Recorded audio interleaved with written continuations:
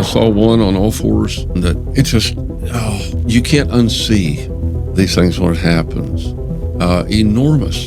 I mean, what's on all fours, almost moving, not like a primate, but almost like a spider. Really spread out. Really? Yeah, spread out. Forearms as large as my thighs. Mm-hmm. Long reddish hair hanging off. I mean, 8-inch hair hanging off of its forearms. It just doesn't seem real. It saw me, I saw it, and I had a guest at the cabin, and she got to see it. I tell them, I said, cherish that moment because it may never happen the rest of your life.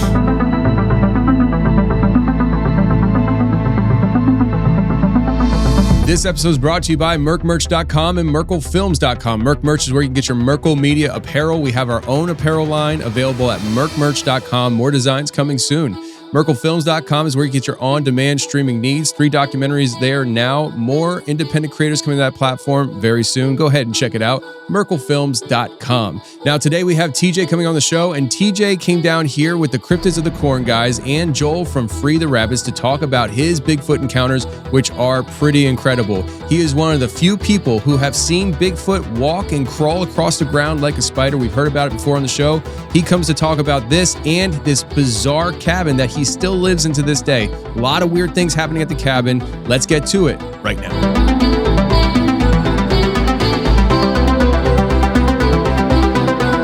And I was bored, and I was warm and bored, and I was like, what should I do? And I was like, well, let's see if my parents are awake. So I called my parents, and they answered, and they're like, hello, and they're just, I don't know, probably doing parent things at home, empty nest. And we're talking about whatever I'm doing, and my mom's telling me how great I am and how much she's proud of me and all that good stuff. That's why I called. And I start hearing this clicking sound, and I'm like, what the heck is that? And I crack my window open, and it gets louder because I cracked the window open. It's like this rapid fire clicking sound. And it sounded like the Predator from the movie. Mm-hmm. And I was like, what the heck? And my mom goes, shut your window right now. And I was like,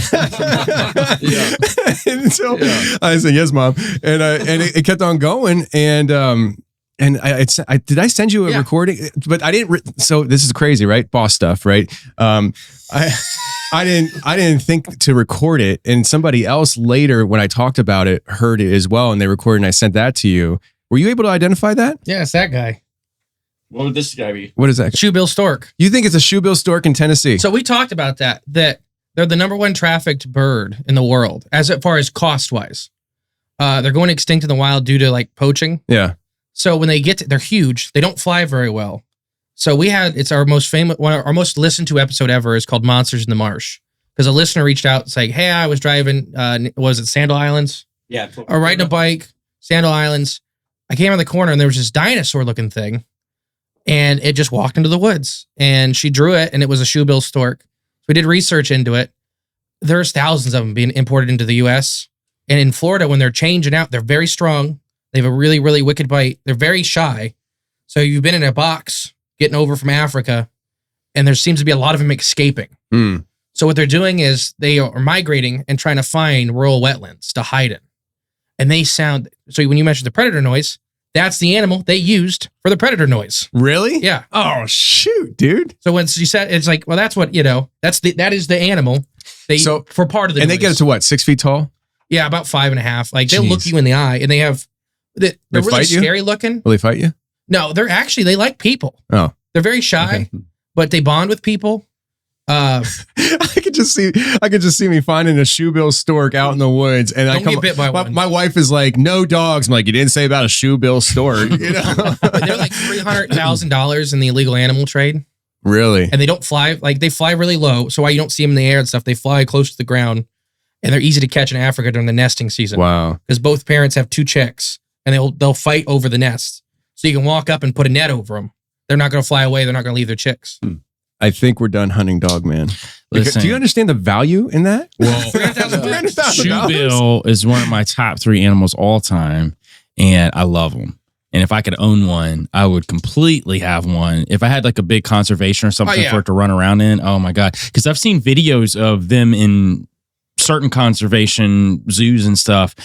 I mean, they'll just hang out with people. The problem with them in there's only 2 in the U.S. in zoos right now. they bond with their cat, like with their caretaker. They actually have really, really strong social structure.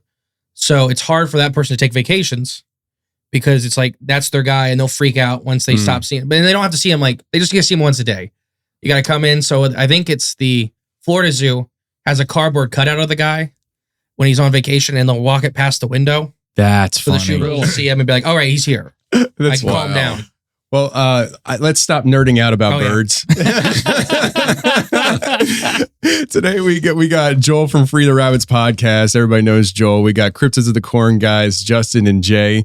And Justin and Jay brought friends. TJ. Yeah.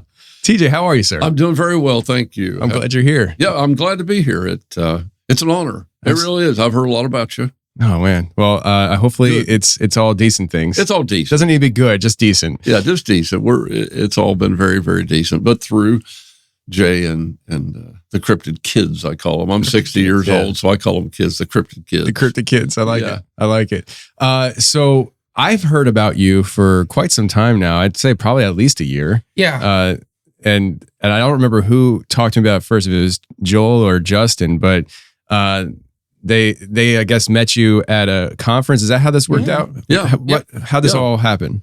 I had it was the Ohio Bigfoot Conference at Camp Oneokwa, which is about a mile from Old Man's Cave in Hocking. Is that in Salt Fork State Park still? No. This was Salt Fork is the Ohio Bigfoot Conference at Salt Fork. It was the Hocking Hills Bigfoot Conference. This was the Hocking Hills Bigfoot Conference at Camp Oneokwa. It's about a mile from Old Man's Cave in the Hocking Hills region.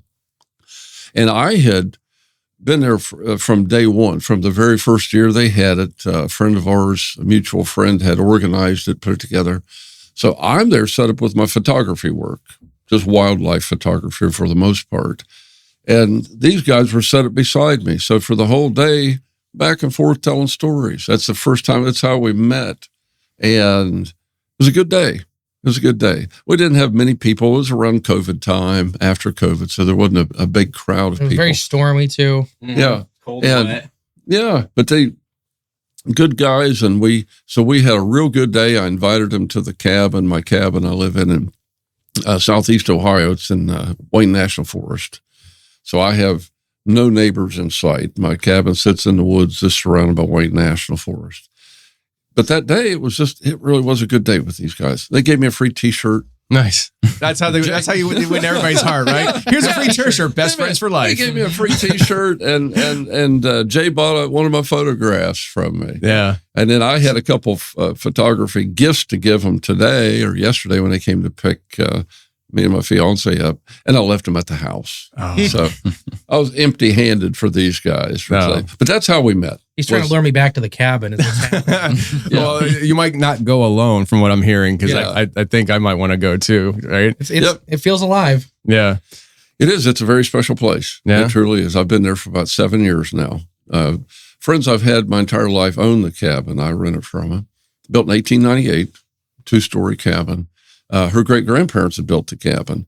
And it was relocated to that site in about 1980, 1983, early 80s. And so the brothers and I would rent the cabin after the holidays for family gatherings. And somewhere along the line, I was doing some work for the owners, for my friends. They made an offer to me to rent the cabin full-time and live there. And I thought, well, I'll work 3 jobs to live at this place. Incredible 2-story cabin. It just, the history is incredible of it. And 5 beds upstairs, got plenty of room for anybody that wants to come. And they've been there. Justin's had an experience or so. He didn't want to be touched by any spirits, because not only have I had just a lot of experiences in my life with our Sasquatch people, with paranormal. The current job that I have is a very interesting place also. But yeah, the cabin, you guys are more than welcome to come. Open door policy. I had to go to Mothman that day to set up. I left Jay. I said, just leave the key under the mat. And he had an experience, or Justin did, the morning that he was leaving out. And he didn't burn the cabin down. He threatened that if he was touched by anything, that you guys were laughing because they were downstairs. Every night I was just saying, if any of you touch me, I'll kill us all. I'll burn. What year was the cabin built? It was built in 1898. 1898. Her great-grandparents had a gospel quartet they got found out about back in the day, and they made their money singing gospel songs at prohibition rallies. Alcohol's the devil kind of thing. Yeah. And they made their money. They were at the 1893 World Fair in Chicago, and they had 2 cabins on display.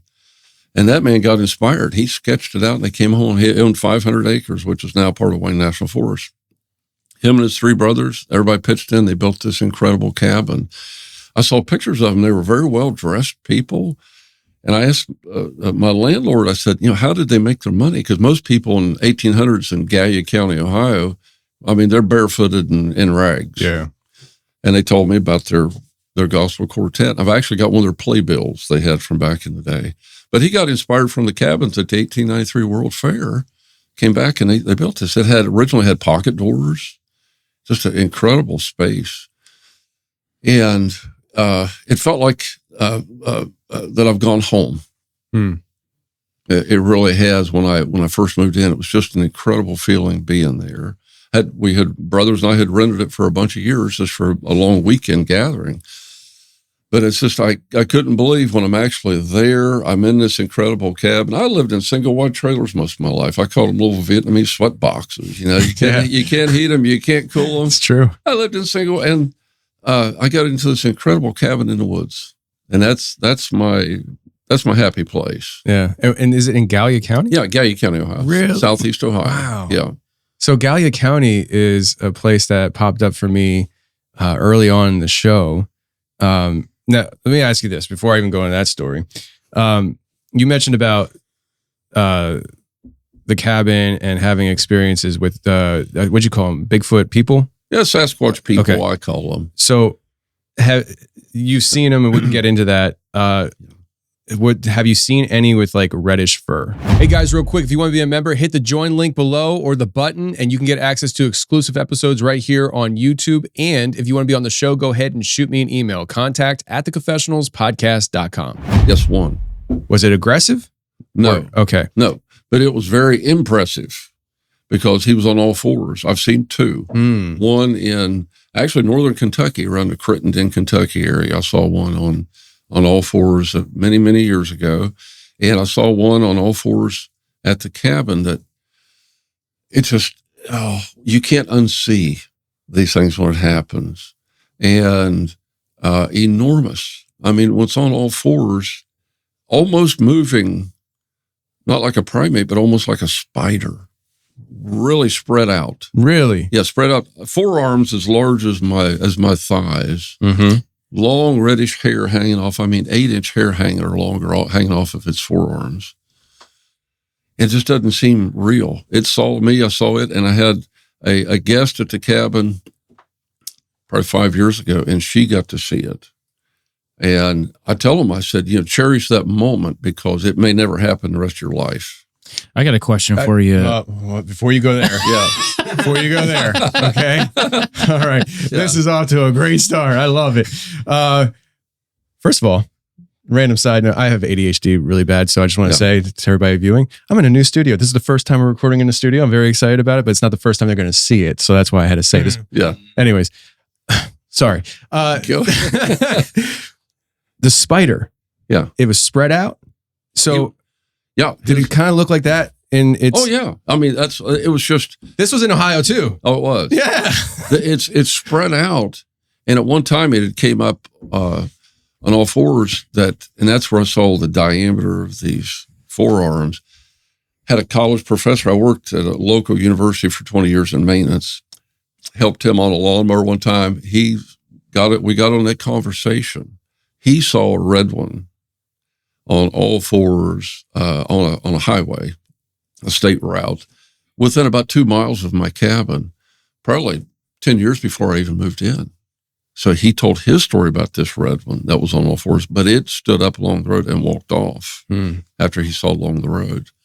But yeah, spread out like a spider. That's wild. So what I just showed you was a guy in Ohio. His name's Corky Maple, I believe his last name is. And he has had them on his property for as long as I've been into the Bigfoot topic. And that picture made its rounds, and I talked to him about it, and he said that it's a junior one, it's a juvenile, and he said it was coming up to his porch, and he has game trail cameras all around his property. And he said it actually came up to the porch that night. Oh, did? Yeah. But there's 2 different pictures of it spread out like that. Yeah. And it's like, when you see the picture, you're like, well, I know in America, spiders don't get that big. So Go to the Congo I think that. we might need to give credence to this whole spider crawl Bigfoot angle. What were you going to say? Yeah. So I've heard some of your stuff from Justin, because Justin and I have talked about you for a while. Yeah. And I think I was the one that hit you up immediately. I was like, please get TJ on, because this is going to be great. And side note, because we knew about the cabin and we shoot documentaries, and we're very interested in the area, because you don't just have Bigfoot phenomena. You have a lot of different things, which Justin's talked about. But to the Bigfoot thing, Justin told me a story about when you were little and this weird connection that you have with animals and just nature in general. Yeah. And I believe you're going out hunting one day, and when this is kind of like spiked this whole Bigfoot thing, if you could tell me that story, because that is just, it blew my mind hearing it from Justin, and I'd like to hear it from the source. Well, yeah, absolutely. Well, it started when I was 14 years of age, which would have put me at about 1978, somewhere in that range. Out of school for the summer. And I had gone to, at daylight, I rode my bicycle to a local pond to go catfishing. So I'm down at the left end of the pond, shallow water, to catch bluegills for bait. There was a lot of flathead catfish in the pond. And I heard something in the woods coming off the ridge. And I thought, well, maybe there's a deer coming out, because hunting back then was a way of life for us. My dad, my uncles, everybody. It didn't sound like a deer. It sounded like somebody walking through the woods. Now I call it bipedal. And I spotted something up on the ridge. And I thought, there is somebody walking in the woods, because the ridge goes up pretty steep away from the pond. And it kept coming down and down, closer. And it stopped beside a pine tree, not maybe 40 feet across the pond. The narrow end of the pond was pretty close to the wood line right there. A very mature 12-inch diameter pine tree. It stopped right there. I knew at that point that it was not a person. 5.5, 6 foot tall, covered in hair, flat face, leathery looking skin. And it stared at me. I stared at it for probably a minute and a half. It wasn't just there and gone. We stared at each other. I've got a fishing pole in my hand, scared to death, trembling, shaking, frozen. It's just like I couldn't move. Its eyes were large, out of proportion eyes for what you would normally see as a Bigfoot face. It turned, it walked away. You could see the long hair hanging off its forearms. It walked away out of sight and blended. It was jet black. It was black.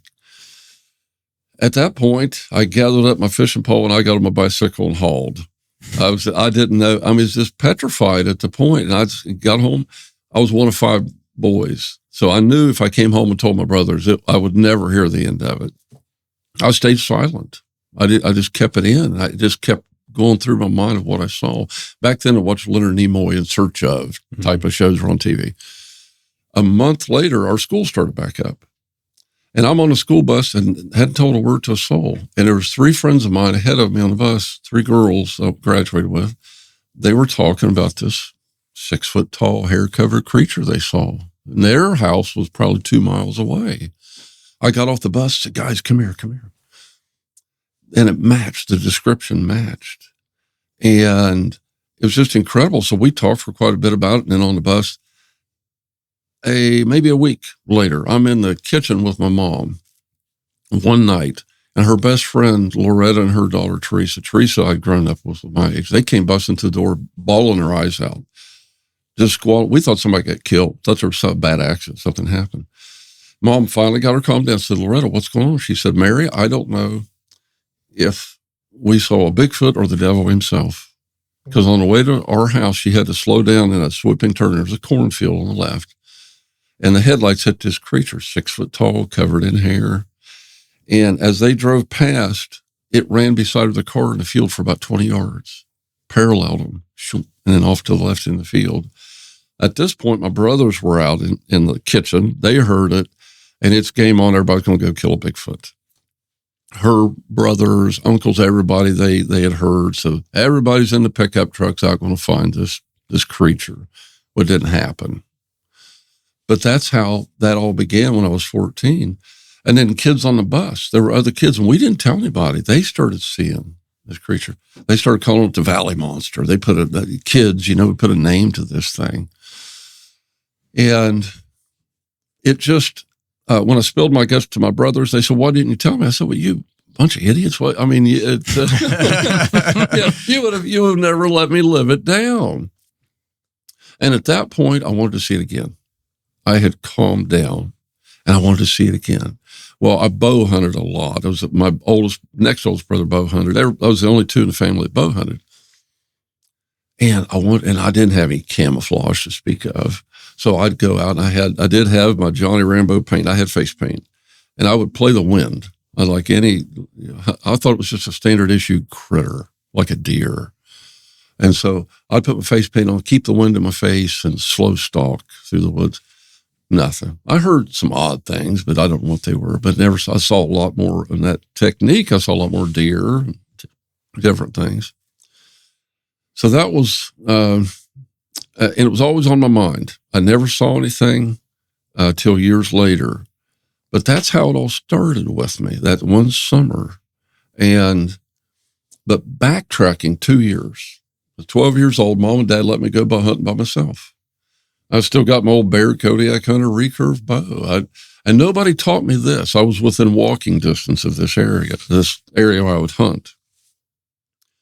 And I would go out, and I set my bow down on the ground beside me. I kneeled down on one knee, and I grabbed the weeds, the grass, and I closed my eyes. And I was trying to feel everything underneath me, how it's all connected, the roots of those weeds, the rocks, the leaves, everything has a purpose. And I was trying to feel that. Now, if I'd really told my brothers that, they would have locked me up. They would probably where we work now with the state hospital. And I don't know where it came from. Nobody taught me that. It just came to me to try to connect and feel the earth, everything underneath my feet, everything underneath me. And the first time I did that, my eyes closed, thinking about the woods, the connection with the woods. Then I heard fluttering, and here came a barred owl, landed 8 feet in front of me.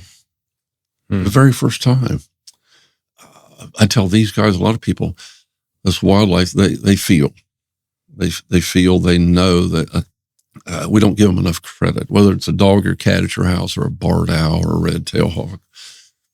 But I had those hawks would come in. I'd have squirrels come right on my lap. I had a white-tailed doe, full-grown white-tailed doe. I'm hunting deer. And I set my bow off to the side. Here she came, and I'm talking to her. She came up, and I patted her on her back.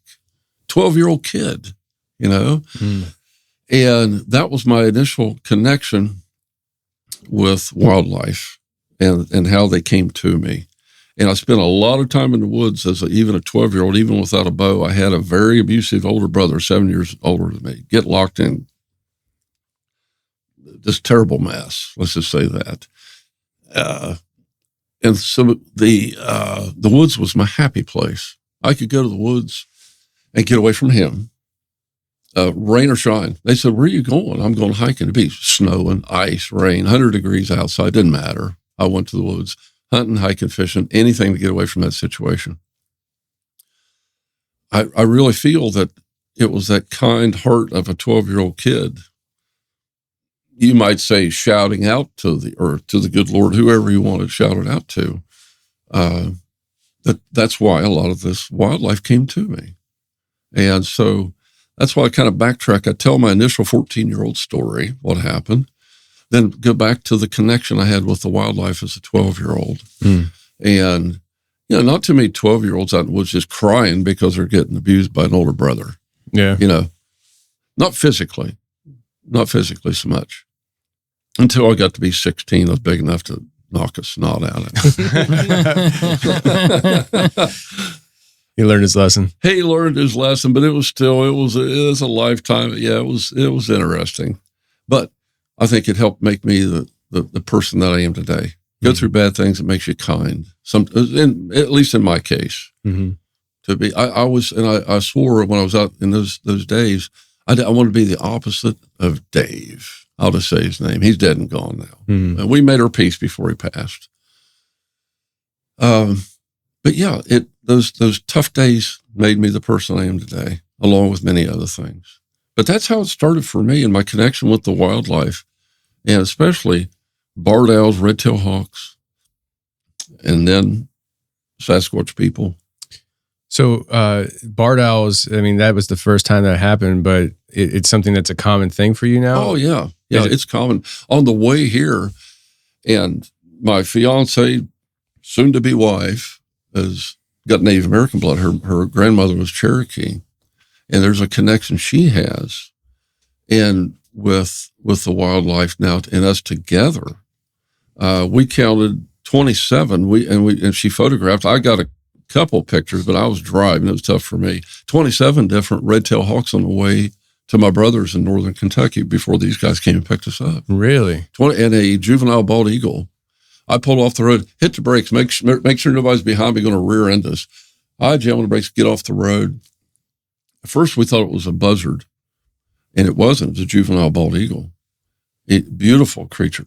She got pictures of it, and then it would fly away and come back over top of her, come back over top of the car, time and time again.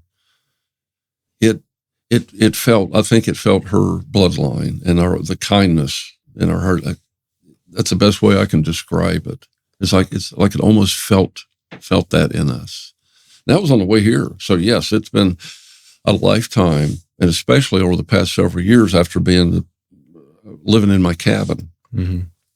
It's been incredible with the barred owls, red-tailed hawks, bobcats. I've had bobcats within 10 feet of me, and I don't hunt anymore. I haven't for years. I hunt them with a camera. I would rather photograph them and experience them than to ever shoot anything ever again. Other than a wild boar, I'd like to go boar hunting again. Oh, yeah. It's not too hard to find them. Yeah. I'll shoot a wild boar. Yeah. To the Bigfoot thing, because you've had many Bigfoot experiences, because you've only told a couple. And so you've had more than two? Tons. Okay. Yeah. Because I thought for some reason you said something that made me feel like you've had two Bigfoot encounters. It was the reddish. Just the red ones. The red color. Oh, wow. Okay, good. I'm color coded. Yeah. Did you ever have any aggressive encounters with any of them? No, I've had very heavy breathing, very close to me from one, but nothing aggressive. I don't discount, and I tell people just my accounts, my stories. I don't try to sway people one way or the other, but aggressiveness I have never experienced. I think that positivity attracts positivity. And I think that if you get aggressive, obviously they can get aggressive. But I've never had any. That's interesting because what brought the whole Gallia County red Bigfoot up, which, and correct me if I'm wrong, you saw one of the red Bigfoot on the spider crawl, right? Yep. Okay. Years ago, I did an interview with a guy in Gallia County, and he made a claim that he shot and killed one. And his experience was that it was very aggressive. But with what you just said, he is a very aggressive person. Like at one point, I don't think it matters if I say this because I won't say the details, but he got a hold of me years later and about some other stuff. Yeah. He's like, "Hey, sorry, I have been off the radar." And I was like, "It's okay, man. I wasn't really looking for you, you know?" Yeah. And he goes, "I was in federal prison." Yeah. Well, that may have been the same individual I went to talk to one time, had made contact with him. Was it down along the Ohio River? I'm not exactly sure. Not far from the Ohio River. Yeah, I think you're right. Yeah. And I stayed very clear of that individual after that first meeting because he was kind of jacked up, whacked. If it's the same individual, when I get there, when someone offers you, would you like to burn a big fatty? That sounds like him, actually. Gallia County's not that big. And I said, was his name Brian? Oh, yes. Ah, that's wild. That's wild. And then he lived. And I said, no, I don't smoke anything. Well, how about we do a line of cocaine? And I mean, I'm the guy that I don't drink. I take an ibuprofen because I hurt. And he told me about he told me about the and sent me pictures of where he with blood on the ground where he said he shot one. And so he was down near some railroad tracks. You probably, I don't know if you remember that or not. This is episode like 31 or something. It's been a long time. And probably lived in one of the storage units they turned into housing. A little shed is where he lived. And after that, getting offered lots of different kinds of drugs, I thought, now I'll be very polite and nice. Just, Lord, let me get out of here without getting shot, buried, disposed of, something. Right next to that Bigfoot. And but yeah, how about that? That's wild, man. Yes. How'd you connect with him? I had, at one point, there was an organization that had me, and I'll leave them nameless. Yeah. Starts with a B. Let's just say it starts with a B. As a field investigator. Oh, okay. And that was short-lived. Mm-hmm. It wasn't for me. Not that they're bad people. They're good people that I was involved with. But there's not enough hours in the day with me working. And you can take reports, and you can stay every day after work. You can take off in the area to do an investigation and do an interview with someone. And it just wasn't for me. Mm-hmm. So it was very short-lived. Nope, I don't need that. Don't have the time. And that's how that happened with Mr. Fatty and the cocaine, line of cocaine. That's wild. That's wild. Galley County's not that big. No, we've got like 30,000 people in the whole county. It's not. That's wild. Given the fact that I moved from a county in Pennsylvania that had over 1 million people, that's quite the difference. Oh, yeah. That's wild. Gallup Police, and what else is there city-wise? Oh, well, there's lots of things where my fiance and I actually worked, and I'll leave it nameless too, but it was the very first epileptic hospital built in the United States of America in the late 1800s. The old structures are gone, and it's gone to where now we care for developmentally disabled individuals. Have a lot of range of people there, but the spirits are still there. It's active. It's incredible. And I've only been there for just a year.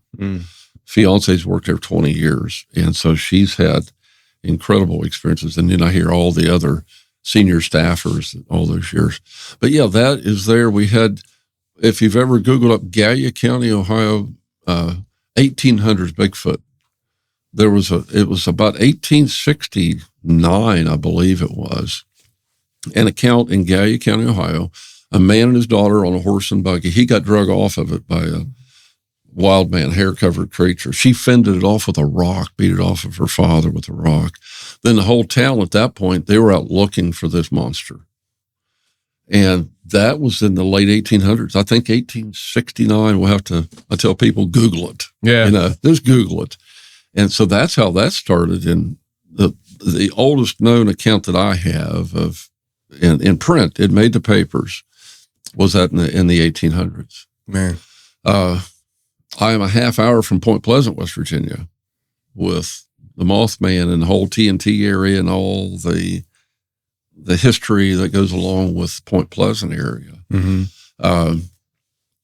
which is a whole other subject. I mean, it really is. When the bridge fell on December 15th, 1967, I was just a little kid. Mom wouldn't let the word of Mothman spread like that.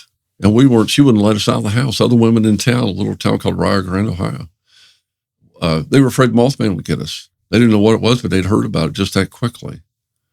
And so, yeah, we were the Gallia County, Rio Grande home of Bob Evans Forearms, originally there. Our claim to fame at the University of Rio Grande was Clarence Bevo Francis. NCAA scoring record, 116 points in one game. Wow. About 1953, somewhere in that range.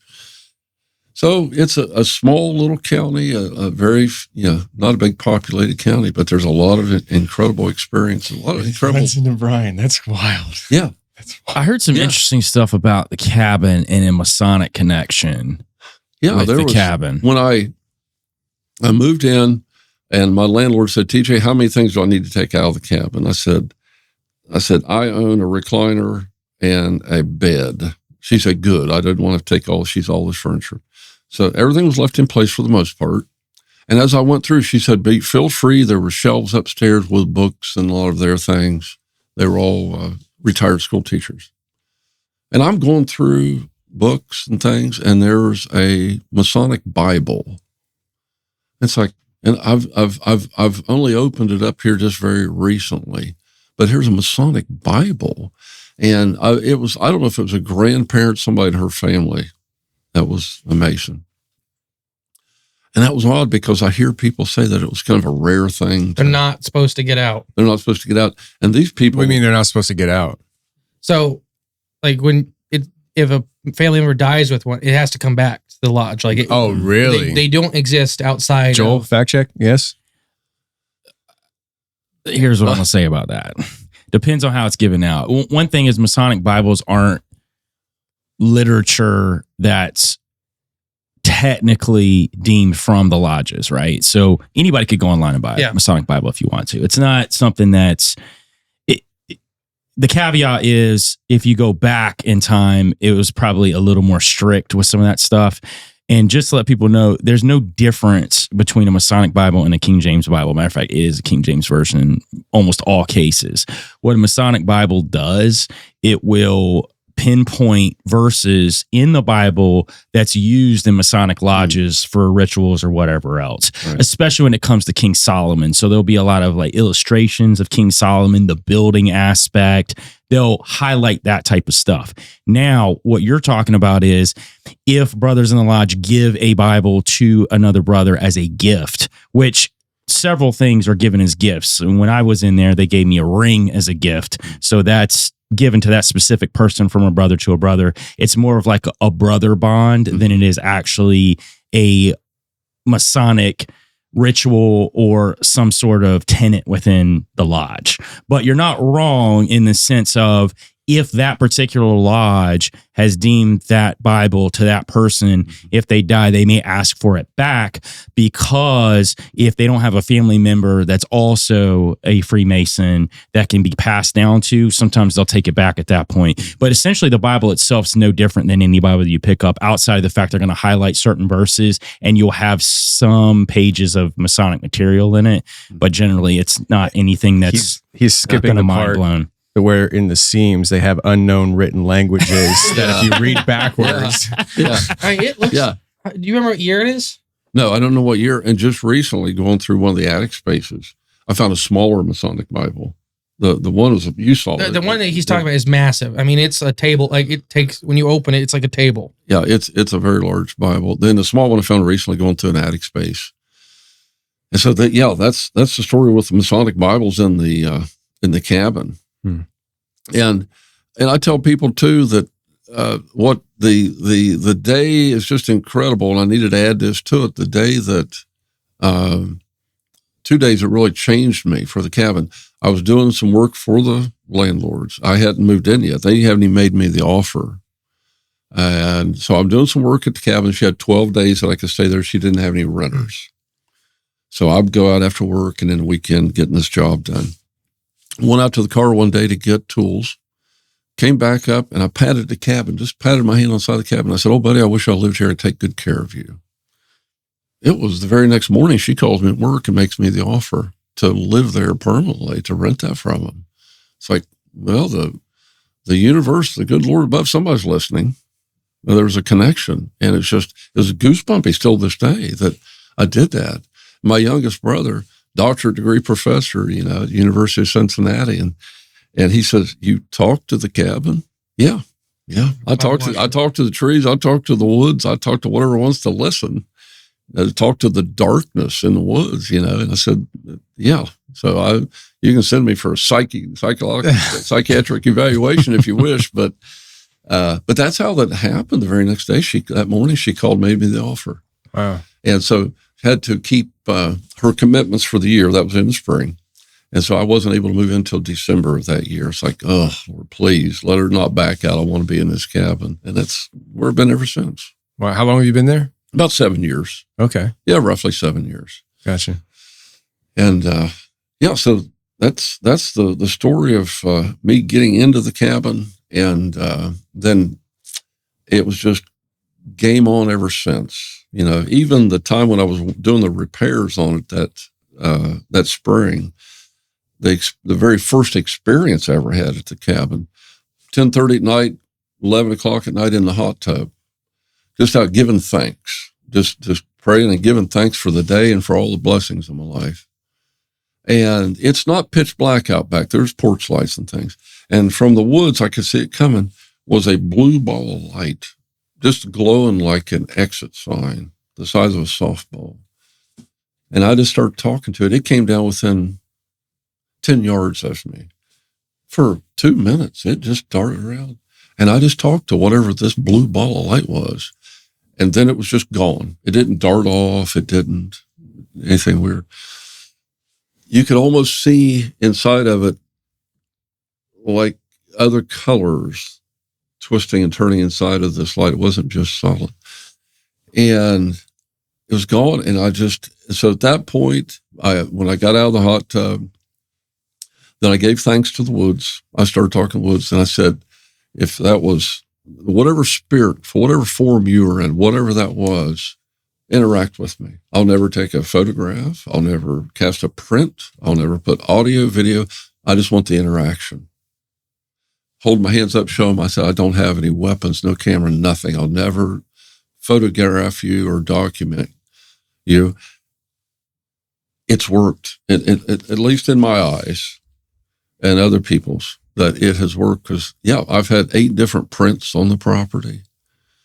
I have seen them, and there could have been an opportunity for photographs. It's like, no, just leave the camera in the house. And so it's been years now of that building, you might say building of trust. Go for months, and nothing happens. You get busy, daily life, work, keeping the car running, paying bills, normal day-to-day life. And people will say, well, don't you pray out there every night? Out there every night, tree knocking, whooping, and recording. No. I live my life. I've had enough experiences where I know now that these things are real, along with many other things. And I don't have to try to get, I don't think that irrefutable evidence, I don't think the body is ever going to show up. Some people, and maybe it will. But at least in my mind, I'm satisfied with what's happened to me in my life. I live my life, and occasionally things happen. There's a gifting area that I have out back. And just recently with my fiance, we went out and gift with different things. And I would tell her those stories, the things that's happened to me over the years, which were just incredible. And as a connection, for her to have a connection now that she's living with me there. When you get things gifted back to you is one of the most incredible feelings ever. Like what? Quarters, a change. On my gifting stump, I would gift with apples, peanut butter, jars of peanut butter, everything. There's lots of critters out here that can drag that off. So I would do different things, marbles, toy cars, whatever. I had taken a quarter, a nickel, penny, and a dime, nice shiny change, laid it on top of the stump in a row. It lay there for 2-3 weeks, nothing happened. Go back out, and the change is stacked, completely stacked. So I thanked him for that experience. I stack them, I lay them back down. The very next morning, that same row of change is sitting outside of my door going onto my deck, right on the deck. Here's the change. My youngest brother says, well, coons have opposing thumbs. I said, well, I don't think they're bringing the change in and putting it back in order for me on the. Yeah. Those are the type of things. Okay, the peanut butter, there were some pretty cool things that happened with jars of peanut butter that would be gone for 2 weeks at a time and would come back completely empty, completely just like you washed it with hot soapy water, completely clean, back to the same spot. But the objects of the and then the other thing that will get gifted back, I'll take bones. I've got a collection of bones of like a raccoon skull and different vertebrae from deer and everything. So that'll be right at the doorstep or on the picnic table. The one story of a gift I got a call from a friend at work, said, TJ, do you know where there's a lake about 45 minutes from? It's surrounded 1,000 acres of Wayne National Forest around it. I said, yeah. She said, I've got a friend that lives out there. We'll leave her nameless. Daylight hours, going down her driveway, she saw a white female Sasquatch, and it ran in front of her car down in the woods. She said she doesn't want to be named, but can you go to that area just to see what you feel? Well, yeah. So I take out after work. I stopped and got a Hershey bar on the way there. Anything can take a Hershey bar. When I got to the woods, there's no hiking paths. It had been good grouse country, a lot of brushy woods, hillside.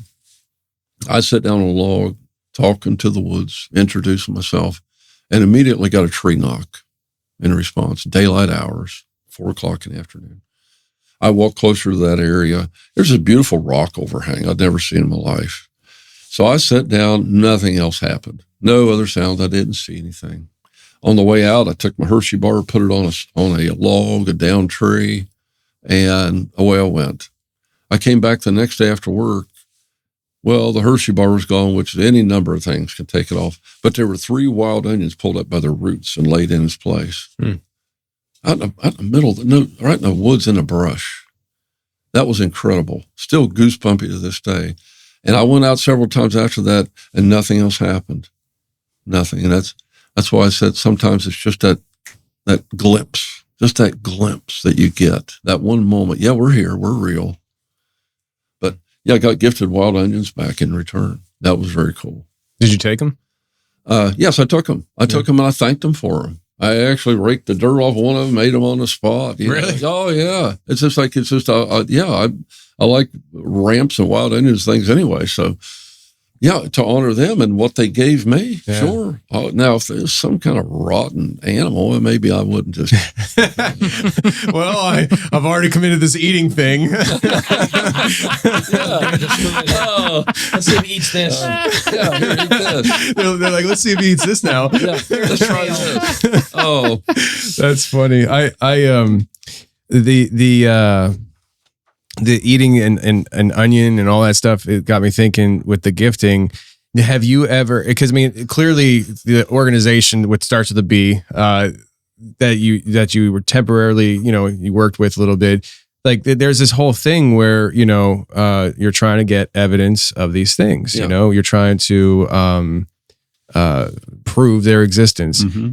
In your interactions, throughout your life to the, maybe temporary research. Mm-hmm. Have you ever come across hair or anything like that? I mean, if they're gifting, did they ever gift hair? Did you ever find hair? No, I never gifted hair.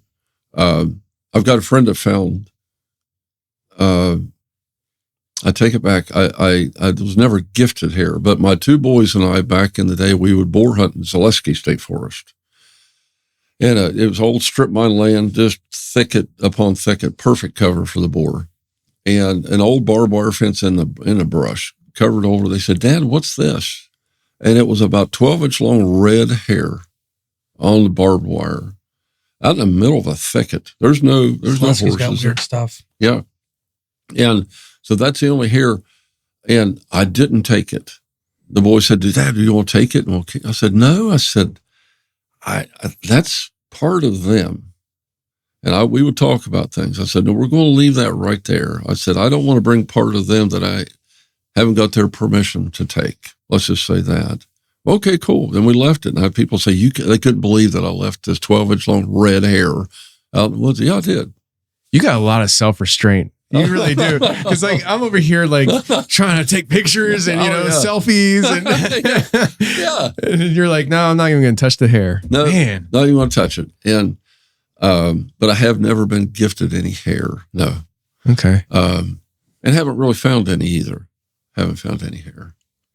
To Bigfoot, you've had several experiences. Have you ever had any experiences where they were talking to you telepathically? Tell me about that, if that's possible. Yeah, call it telepathic. Some people call it mind speak, different terms. To me, it seemed like a female voice that talked to me. That was, and that's been so many years ago It's only happened a couple times with that telepathic type of thing. I mean, I feel a lot of things and I have experiences, but I'm not a telepathic type of person. I don't hear that often, just a couple times in my life, but it seemed like a female voice. And it was actually within the past couple of years that, along with like you almost call it a vision. It wasn't a dream. I wasn't asleep. It was a vision that they wanted me to tell my story. They said, tell your story. I didn't know what to think of it. I really didn't. It's like, well, just turned 60 years of age. I've got everybody in my graduating class dropping over dead. I really thought before this offer was even made, I thought, well, I want to tell my story to the world. Not going to try to convince anybody of anything, but just tell my stories, my experiences, my thoughts. And I had that. It's just, it's odd when you hear that. It's like, was I hallucinating? Was I wandering over my mind? No, I'm wide awake drinking strong coffee, and I heard that to tell your story. And that's really the only time I've ever had that telepathic type of thing. I've had dreams, and I do believe that they can contact you in your dreams. I really do. I think that you can be contacted in your dreams from them. And they can sometimes manipulate your day-to-day life in subtle little ways. They can change things. But telepathic, just once, really, maybe twice. The second time was kind of iffy. I just don't know. Sometimes I overthink things if you really get thinking about it. I tell people I said, what I try to do, I don't go out and think, I want to try to find, I want them to come in. I want to see them again. I want to see this Sasquatch person again. No, I said, just clear your mind. Think about some of the happiest times of your life as a child, as an adult, and close your eyes, listen to the woods. If you have an opportunity to listen to the woods, wake up in the morning with a cup of coffee or just by yourself sitting in the woods, wherever you're at, the birds and how the woods wake up each morning. I said, think about that. You might be surprised at what comes in or gives you an experience. But if you go out to, I want to see one. I've got my recorders. I've got X, Y, and Z and parabolics and all this equipment. I think it adds tension to the situation. I really do. I think it adds tension. They can feel that. They know our intentions. I truly believe that. If I said today, guys, we're going to the cabin and let's go talk to the woods, they know that. However, their abilities beyond mine, yeah, they can feel that. They know my intentions before I even leave the house, before I even leave work. But I really do think that it adds tension to it when you're trying to want to see one so bad. It's probably going to happen when you least expect it. It's interesting you say that because him and I had an interaction out in the woods locally, and we were out there, and I had a night vision camera, and I had gotten sick. I had a respiratory infection, and it was like 2-3 o'clock in the morning. I don't remember how late it was, but I remember I was sitting there with it's on camera with this whole thing. But I'm sitting there and I have the camera like on a small tripod on the ground, and I'm squatted down. So I'm in frame. I'm just kind of resting. And I think Joel, you said something to me because I just remember saying maybe that's the point. I said, why is it that they always show up for people that don't want to see them? Oh, right. Yeah. It feels that way a lot because oddly enough, the crazy stuff that's happened to me in the woods is generally when I'm not expecting it. Or it'll be something, if I am expecting it, it'll be something different than what I'm looking for. Yeah.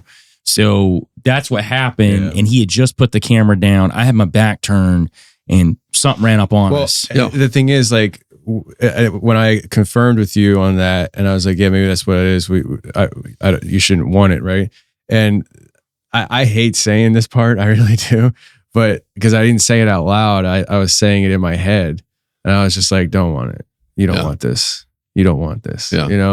And it was like I wasn't even like thinking anything as far as like talking to anything. I was just like trying to like, I don't know, chill myself out a little bit.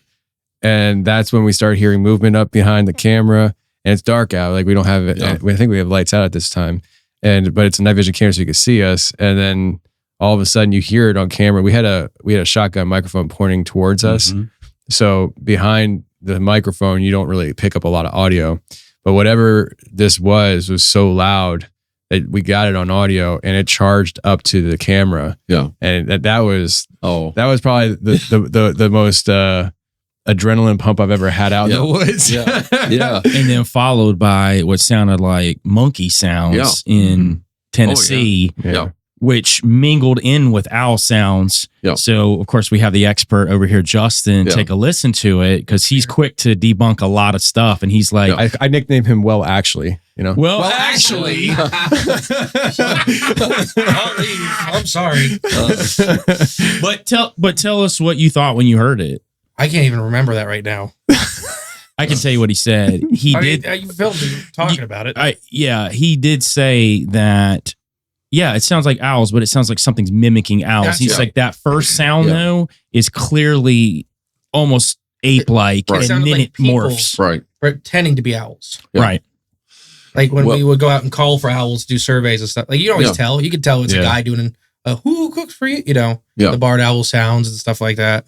Yeah. Well, and the barred owls, even I've got some recordings on my phone when I take pictures, but they will sound almost like you've got chimpanzees in the woods, back and forth. It's just, I had friends there once. We're out drinking coffee one evening, and the barred owls turned loose. They were panicked. They thought that there were chimpanzees in the woods. I said, no, that's the barred owls. And they'll start hopping up and down. Oh, yeah. They get real excited. They get excited and they get pumping. Sounds like me.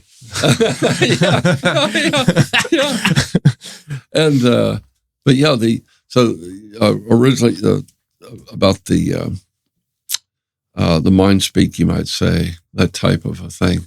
Very rarely, just at one time, maybe one other time, but very rarely. This didn't happen. Now, I did call it the samurai chatter, call it the Sierra sounds, that type of thing.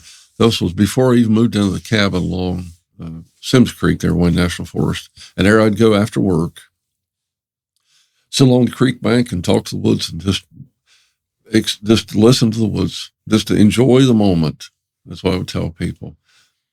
And the two things in combination were just, you mentioned something about the predator sounds.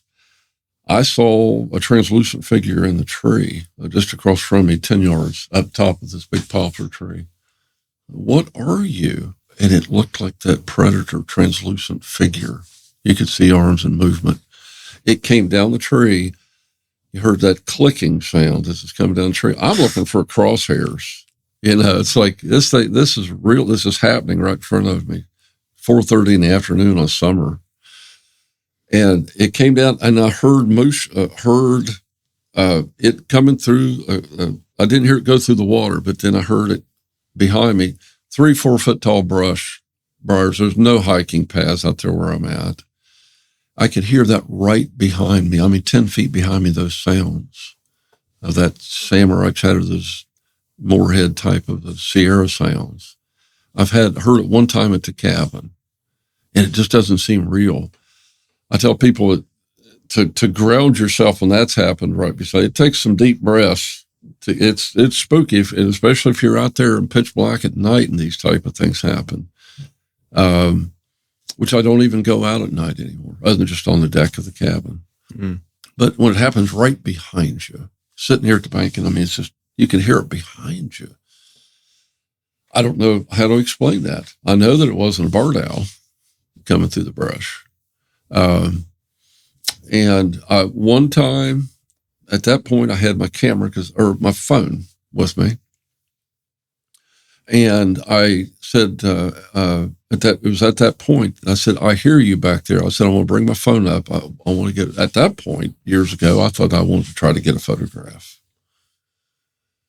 And I came up, like to do a selfie, and there was a primate looking head that came up out of the brush and back down. I could see it. I didn't have time to hit it wasn't meant for me to take a picture. It was meant for me to see it. I really believe that. It was meant for me to see this thing. Small. You're talking about something that was maybe 4 feet tall. How far away from you? 12 feet. Jeez. I mean, right there behind me. I could hear this thing right behind And then you turned around and jumped in the bush, right? yeah. And then that's the natural progression here, right? Yeah. Well, my youngest brother, what'd you do then? I said, well, after I talked to it, I walked towards it. You walked towards the noise. I said, yeah, walk towards the noise. And aren't you afraid of dying? I said, well, if you get your arms tore off out in the woods, okay, you got to die somehow. It's better. There's better way or worse ways, right? Yeah. And I said, but it's not going to happen. I did see call it a cougar, mountain lion, a large cat in that same area. I'm walking towards the creek one day and I heard this growling sound. Sounds a big cat. I just stopped in my tracks, just multiflora rose bushes and brush. And I glimpsed back and I could see her tail as long as her body. And I say her because there were 3 young ones behind her. This is 18 minutes from Rio Grande Highlanders University. It's 18 minutes away, Wayne National Forest. And here's a big cat. They're there. DNR will never admit it, but they're there. They're there. And that was one of the most incredible sights. And I was thankful. I told my brother that. And I said, well, if you don't hear from me in a week, I said, go look in a tree. She'll drag me up in the woods like a gazelle, you know. I'd be impressed if she dragged you up in a tree. It's a big tree. A big tree, big cat. But yeah, the big cat story, wow. That was just, it was just remarkable to see. And the size, and you couldn't hear her walking. She went through, you couldn't hear anything. That was and beautiful, tan looking creature back in the brush. I just backed out and gave her space. Well, I'll go home and drink a cup of coffee. These are the stories he tells you before you get to the cabin. Yeah, you know what I'm talking about. Because you waited till I got there to tell the other ones. Well, yeah, the other one that got me, like, are you serious? You got us here. Now you tell the story about things coming out of the fog. Wait, things are coming out of the fog? Okay, so he tells all the Bigfoot stuff to get us up there. And it's nowhere. Like, you drive up the mountain. He's on the top of the mountain. There's nobody up there. Now they have cell signal. We just found out on the way down the first time, thanks to her. Yeah. The first time in ever that there's been any cell Somebody signal. made phone calls and say, hey, we need cell phone signal up here. It's just like, I said, man, I got to get out of this man Could you scoot this way a little bit? Just a little bit. Just because I think Mike, we're getting fading off. Well, I've crossed my legs, getting comfortable. Yeah, just stay a little closer to Mike. You're good right there. Okay. Yeah, but yeah, because of my fiance, then before I even spilled my guts about how I felt about her and thought about her moving in, I thought, I've got to bring this place up. I used to have to go out to the edge of the driveway. There was a rock out there. I could go stand. The phone call rock. The phone call rock? The only spot, huh? No, it's not. You have to stand on this rock to make a call. There wasn't any signal anywhere, but it suited me. I mean, I just love being out there and isolated. And if I fell down and couldn't get up, I thought, I've got to crawl out to the rock to make a phone call. Mm-hmm. So thanks to Elon Musk and Starlink, now I have Wi-Fi calling, and I'm coming out of the Stone Ages. Then I definitely am coming. And so, very isolated, no signal. And at one time I had a signal booster for my phone. It works until the leaves come on. Makes sense. And so that didn't work out very well. But yeah, thanks to the Starlink system, it's working perfectly. And I had one little clear shot of the sky through the woods. But they come out, and then some of these stories I held back until they got there. Until I got the bags out of the car. Because it's all the Bigfoot and the orbs and that kind of, I'm like, I can handle that. I see a Bigfoot, like, as a kid. I can handle that. And then he goes into the other stuff, and I don't want to be here. Yeah. And then that's when, you tell them about how you introduce people to the cabin. Oh, yeah. I mean, I just come in and just go out and introduce people to the cabin, to the woods, go out on the deck, introduce them. And these are my friends. Here they are. You know who they are. They're a kind-hearted soul, too. Interact with us if you wish. It would be incredible to have an experience. If not, we're going to enjoy the moment and the weekend, however much time is there. Sometimes it's total silence. And sometimes get a tree knock in response, get a whoop, get a whistle in response. So I'm telling you those type of things. The very first day that I got moved into the cabin, that December, the first week of December, I've got a friend that lives in Mansfield, and Annie sees things and feels things. I mean, she truly does. And she said she'd never seen any pictures of the cabin. I told her I was moving in. And I'm sitting there. I had a signal booster at the time. My brother and sister-in-law got for a homewarming gift. I had phone service in the house for a little while. Annie, I got moved into the cabin, just so excited. She said, TJ, there's going to be a black form present itself to you. The spirits are very interested in you and curious. Don't be alarmed. Nothing bad. But there's a black form going to present itself. Okay. I've had enough. I'll just take a deep breath. I'm cool with whatever wants to come in.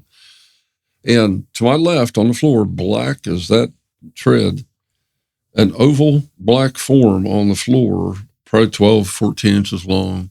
And it went from the floor to my left, where my wood burner's at, straight over into the dining area with a pump organ. There's an original pump organ that the Perkins Brothers Quartet, the family used. That was where they practiced their gospel music. And it went straight over into that. I said, holy cow, Annie, I just saw it. I felt good about it. I wasn't startled. It was like maybe somewhat startled when I first saw it, but not fearful.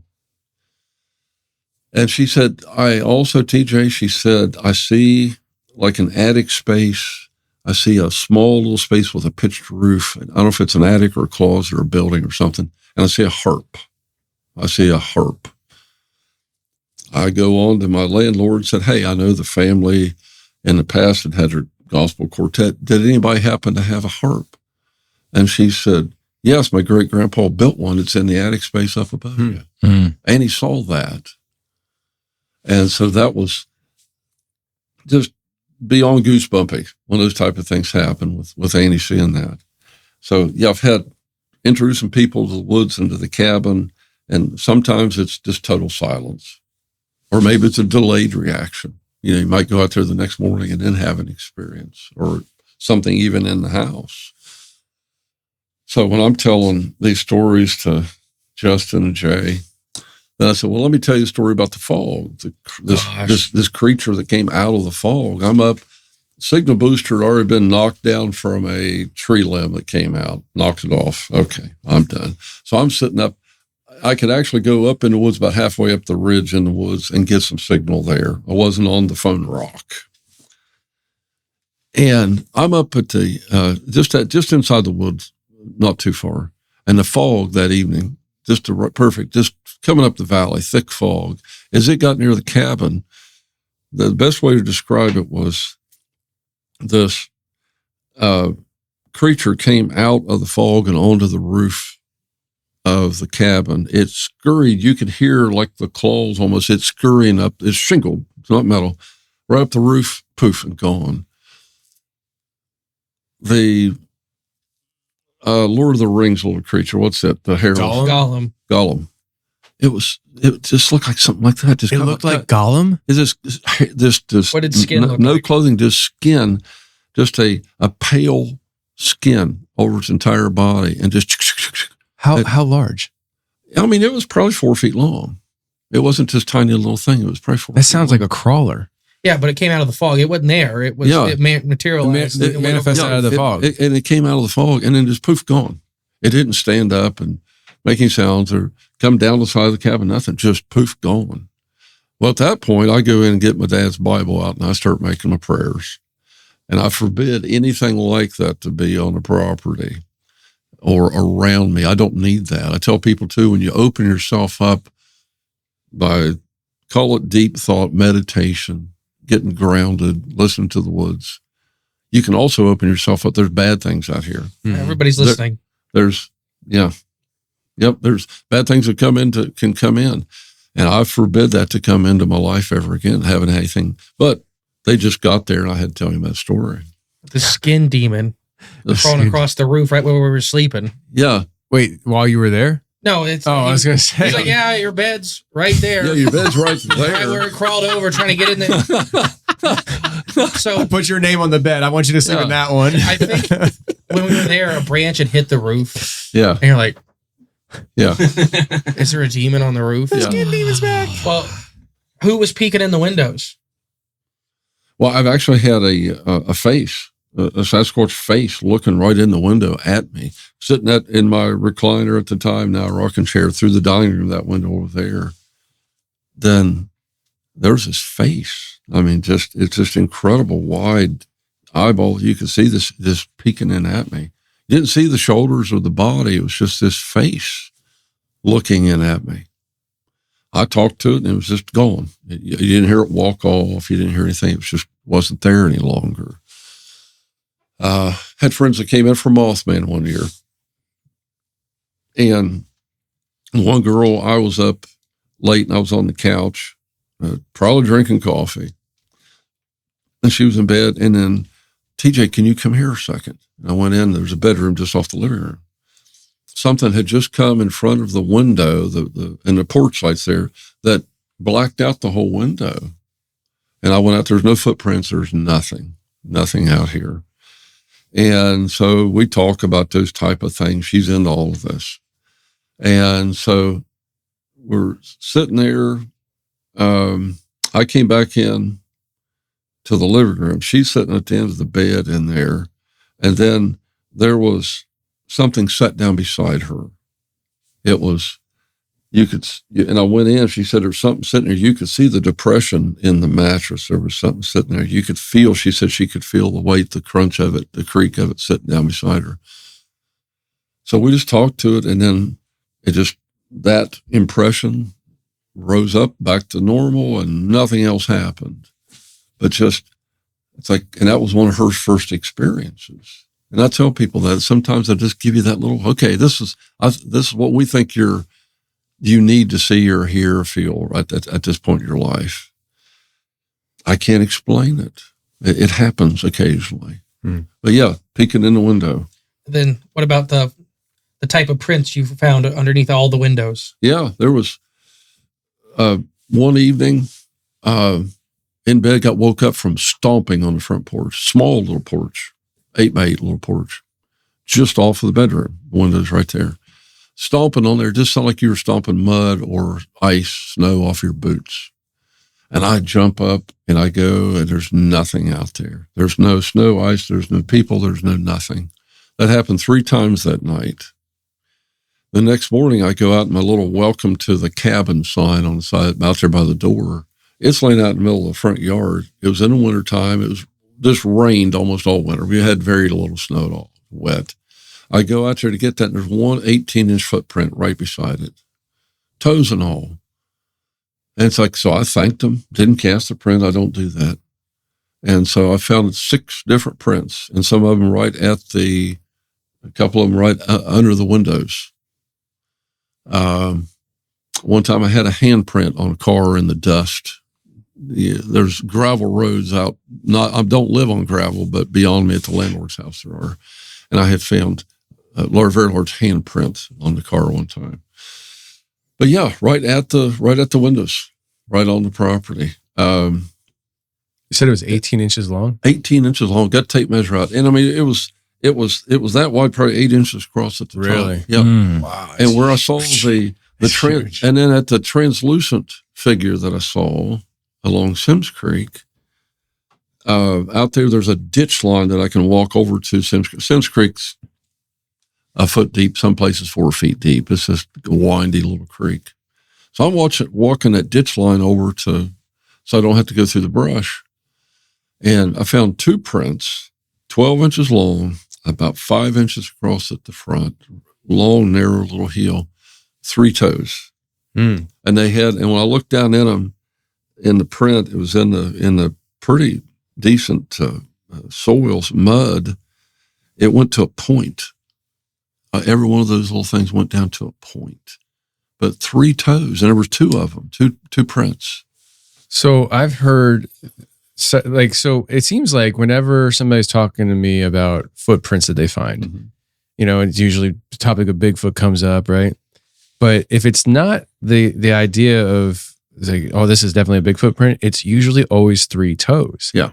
And I mean, I don't identify that as a Bigfoot. I mean, one question is, what do you think it is? But also for you, I'm curious, 3-toe print, does that have any bird? Yeah, it sounds avian or reptilian. Like we have the famous, the Thunderbird cast from Texas, and that's what it looks like. It's probably 12 inches long, but it's really narrow.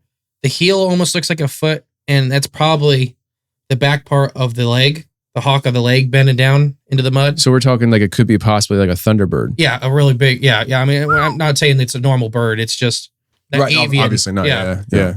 Especially with the points. And then there's like the High Island Swamp Monster and the Cripplefoot cast that, those look like broken toes. Like they still kind of look Bigfooty, but you can see where it's all messed up. Those thin, long ones, they're all found all over the country. Yeah. I mean, they're not rare. I mean, as far as this stuff goes. And I don't know if it's Thunderbirds or, depending on what native culture you're talking to, they're the guardians of the spirit realm. They're one of those things that pop up around active portals and stuff. What about the idea of like the Lady of the Lake or Lilith? That's what I was just going to say. So sometimes they cover their feet up with clown shoes because they have these bird-like feet. And it makes me think, was it something like that that's possible, that's creeping around? Given this area, because if it's happening all in this area, Appalachia, Bo from Bump Podcast has a theory that he believes that Mothman might be a Lilith archetype.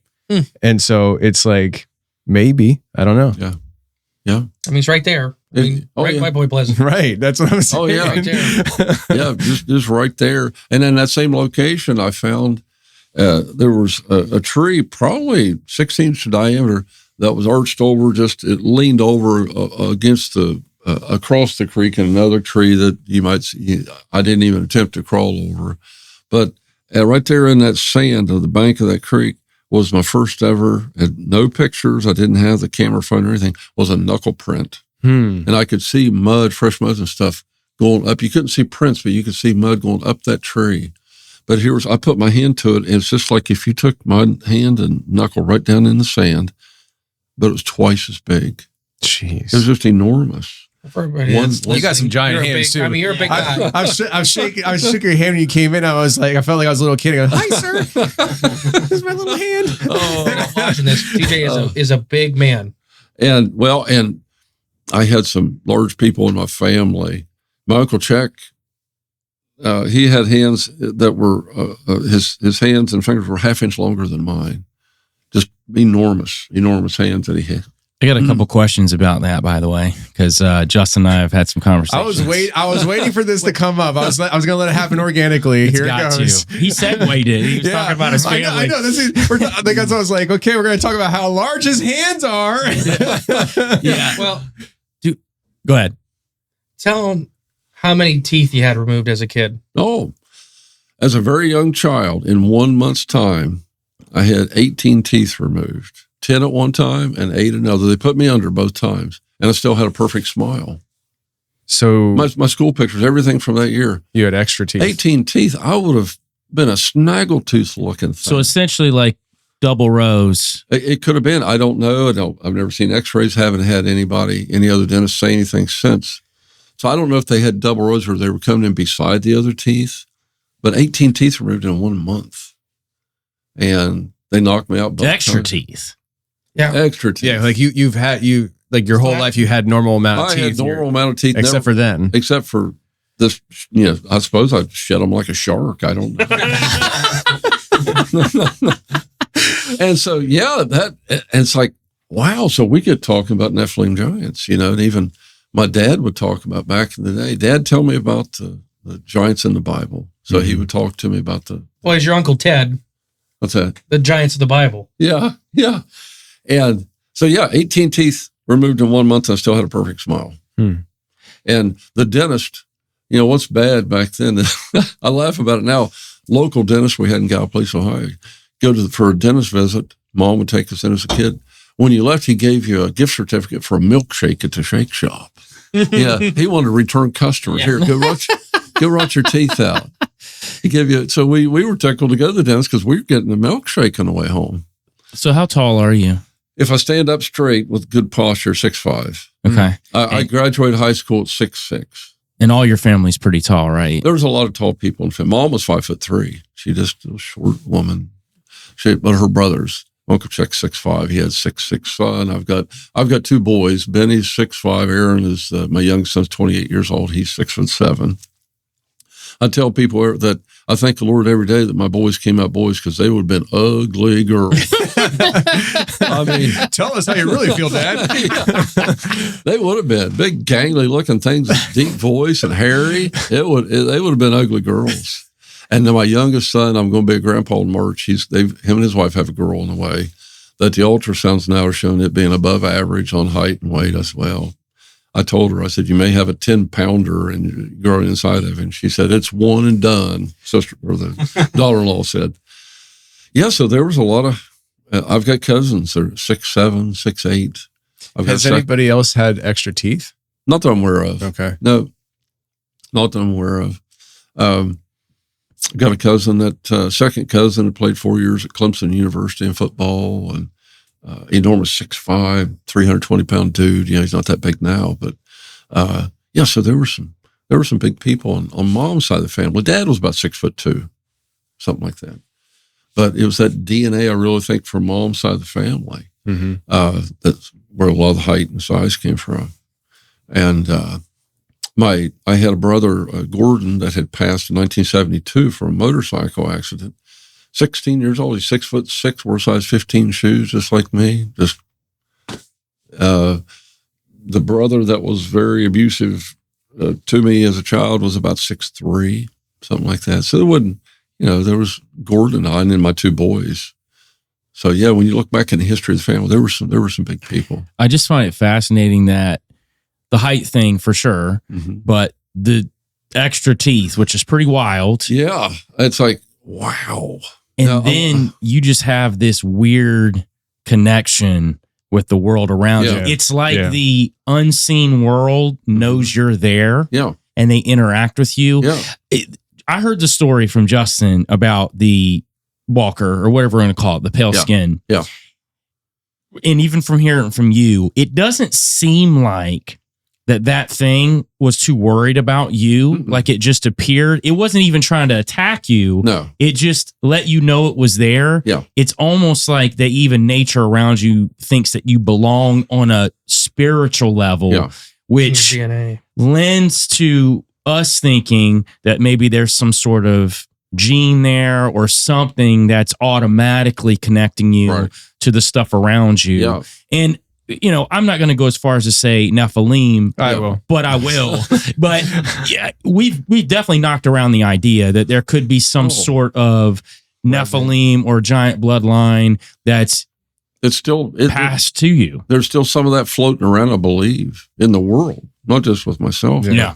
We talked about on the way here, the Seville giants, and that man and woman in Seville, Ohio, the enormous. Can you tell us about that? I'm not familiar. Martin Van Buren Bates is his name. Martin Van Buren Bates. Yeah, he was in the Civil War, I believe. Yeah. He was a general. Did they make him a general, or he had some higher rank? He had a higher rank. I'm not sure of the. But he was enormous. 7 foot. Like 7'2", 3. They were almost 8 feet tall. His wife was like 7'11". Yeah. She was from somewhere in Europe, and she came over as to do like almost like P.T. Barnum's circus act. And this is like documented. This isn't. Yeah.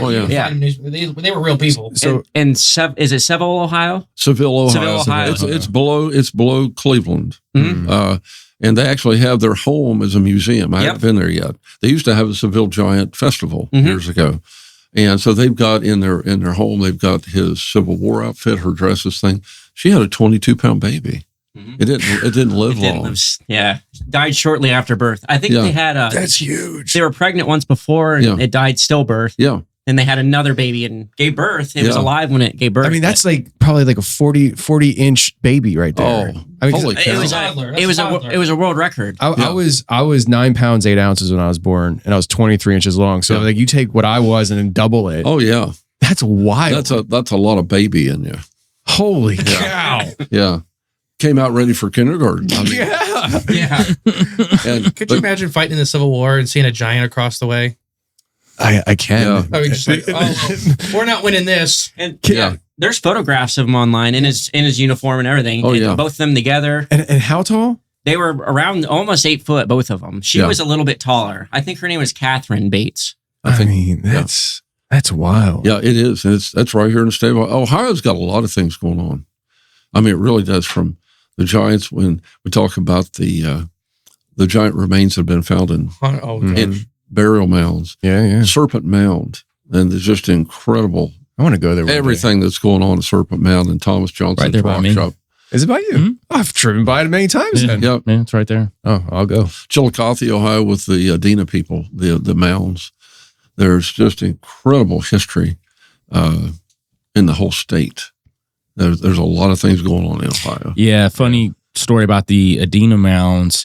There's what they call a spiritual vortex that's happened through there and through Cincinnati. And matter of fact, followers of Aleister Crowley brought the Thelema religion to that area because they knew of this vortex from the Adena people. So they were trying to go to that area to conjure whatever entities that they wanted to conjure, which was really interesting. Yeah, it is. And there are a lot of people will go to Serpent Mound to charge their crystals.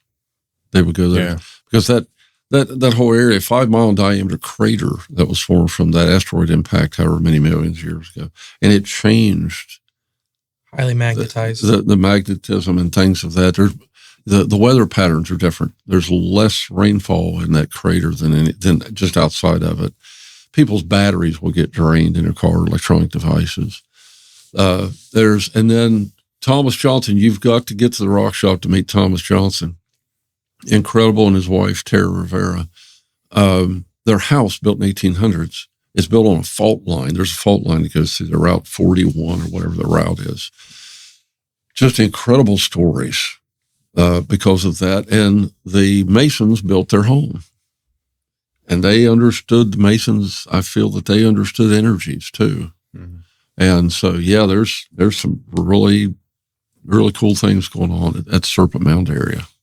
We were just at an undisclosed location, Joel and I, doing our thing.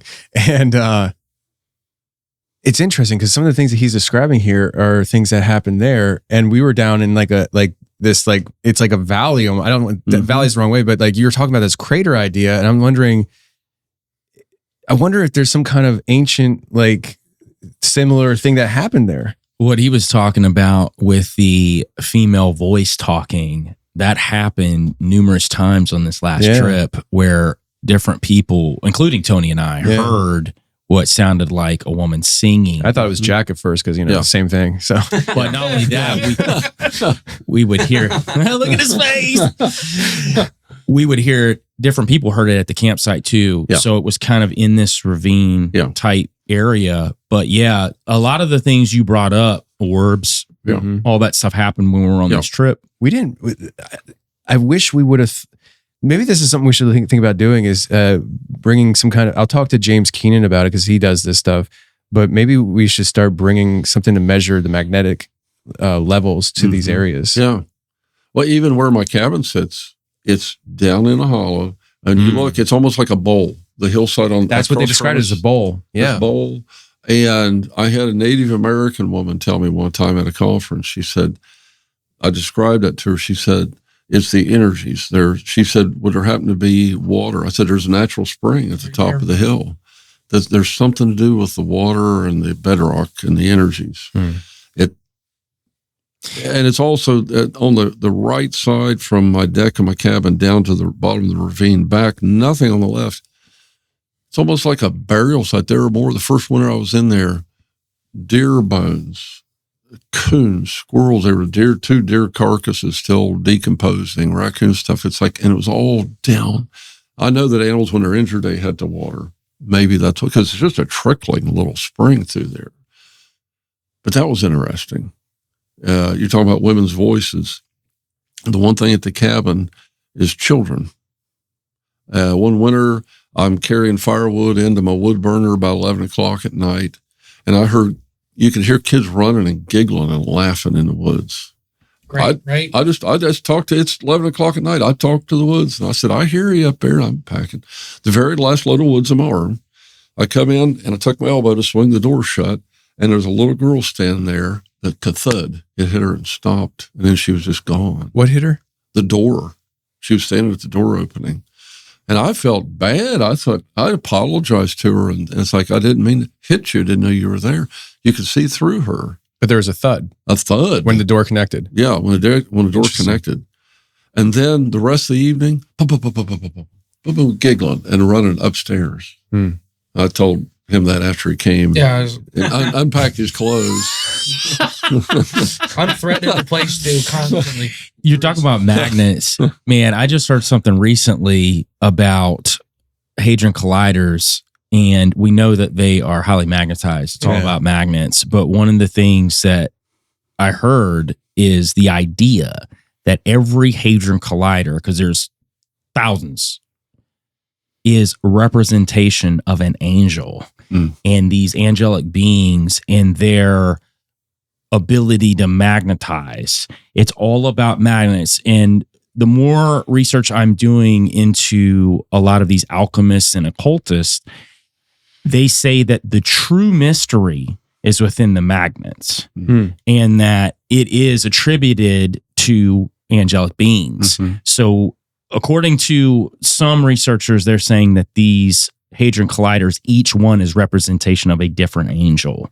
So there is an entity that's behind each one of these hadron colliders. So this would tie into this idea of highly magnetized places. So where we were at, I know was highly magnetized because we had equipment going off the Richter 24/7 when we were there. I mean, I had a gimbal just take off. We do what we call the Scott Carpenter method.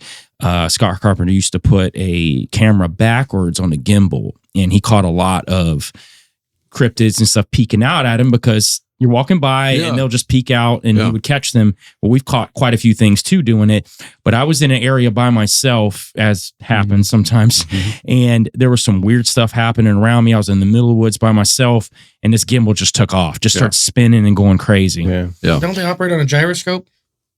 Yeah. So that would, I mean, a magnet would fry that. Absolutely. A strong magnet, not like a fridge magnet. So a magnet definitely could magnetize. Magnetic. Yeah, it would mess with it. Interesting. The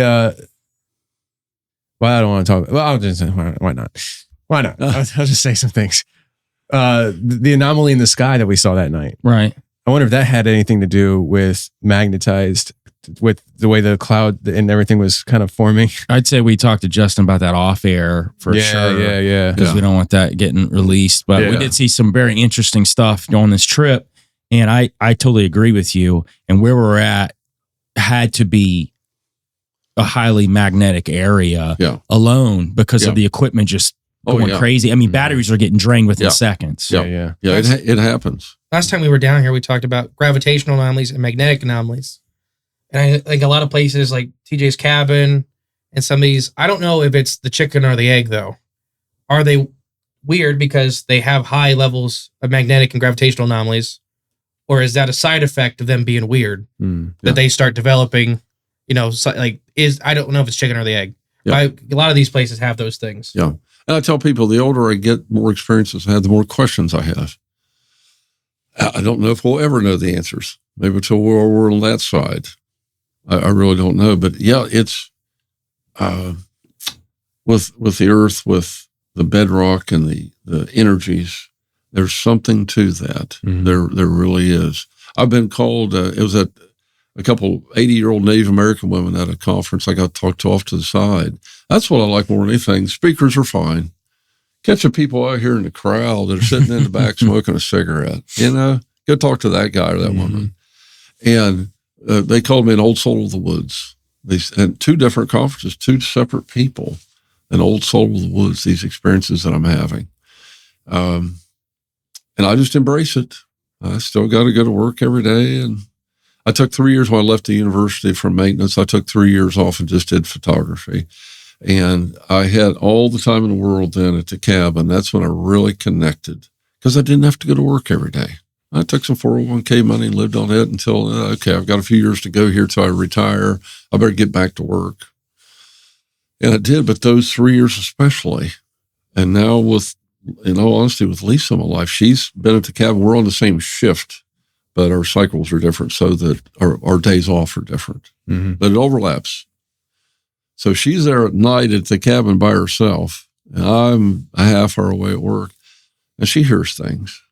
She hears things. She sees things. She fell asleep on her lap one day, and she looked up, and the entire room was an amber color. She said she'd never seen anything like it in her life. This amber, the whole room was illuminated. Illuminated with this amber color. She's having experiences from day one. And I think her Native American bloodline, I think there is something in bloodlines. My mother, now we came from, the Owenses came from Ireland. My brother had blood work done, the DNA, and there's no Native American at all.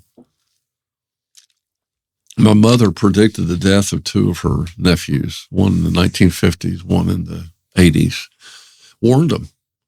She saw it and she would be crying. She didn't want to see that. She'd have a vision of him getting killed. And the one told her nephew, he's a young man, don't come down and see me and your Uncle Arlen tomorrow. Just don't do it. And she was crying, begging him. Oh, Aunt Mary, everything's fine. Lawrence County, Ohio, got run over by an 18-wheeler walking alongside the road. Mm-hmm. She saw that. I came in, I was about 18 or 20 years old, and Mom was crying her eyes out that Jim, her nephew Jim, had passed in the Cincinnati area. Had restored an old 50-some model Chevrolet going to work one day. Day before police, she begged him not to go to work. She saw him getting killed in that car, and she didn't want to see it. She said, I don't want to see this. It just came to her. I don't know if some of the things that happened to me, if there's something in the bloodline that's passed on from Mom to me, because my brothers, they don't have anything. Well, you're Irish, right? Yeah. Well, there's a good answer for our Nephilim theory. Yeah. Yeah. Two Owens men came from Ireland over here and located in Virginia, then the hills of West Virginia. From that point, the Owens side of the family is, it's almost a Springer moment. It's scattered. Yeah, it is. It's different.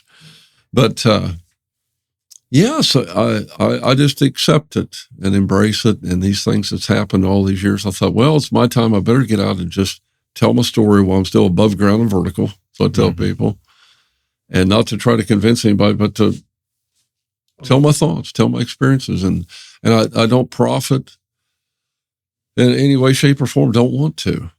It's just like right here, these connections with good friends and people to share these experiences.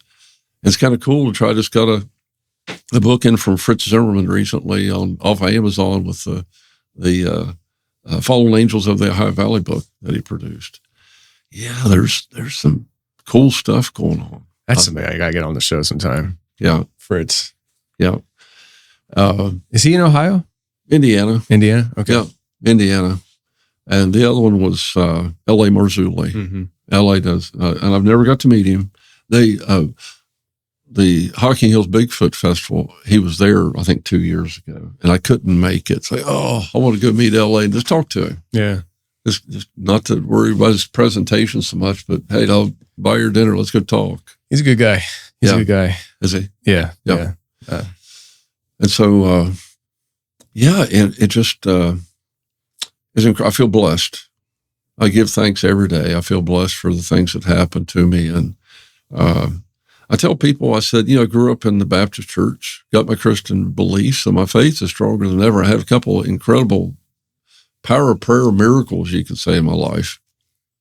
But these type of things I believe too. So I've got my faith, but I believe these things. I think some of it's this interpretation, and a lot of it's in the Bible. Talking about the giants. That's what I was just going to say. I feel like what you just kind of referenced is almost like I hope an older way of looking at things, in the sense that, like, you have this, and then you have your faith, and they two are mutually exclusive. Mm-hmm.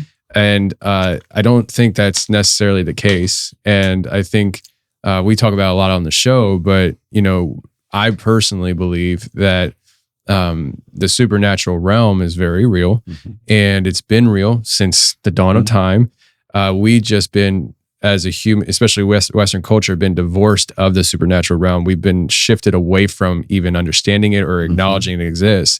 And so that's when the whole, I was raised Baptist, and, and it's like, if we never had that shift, I think whether you're raised Baptist or Pentecostal or whatever, you would have this understanding that we are supernatural beings living a very physical existence.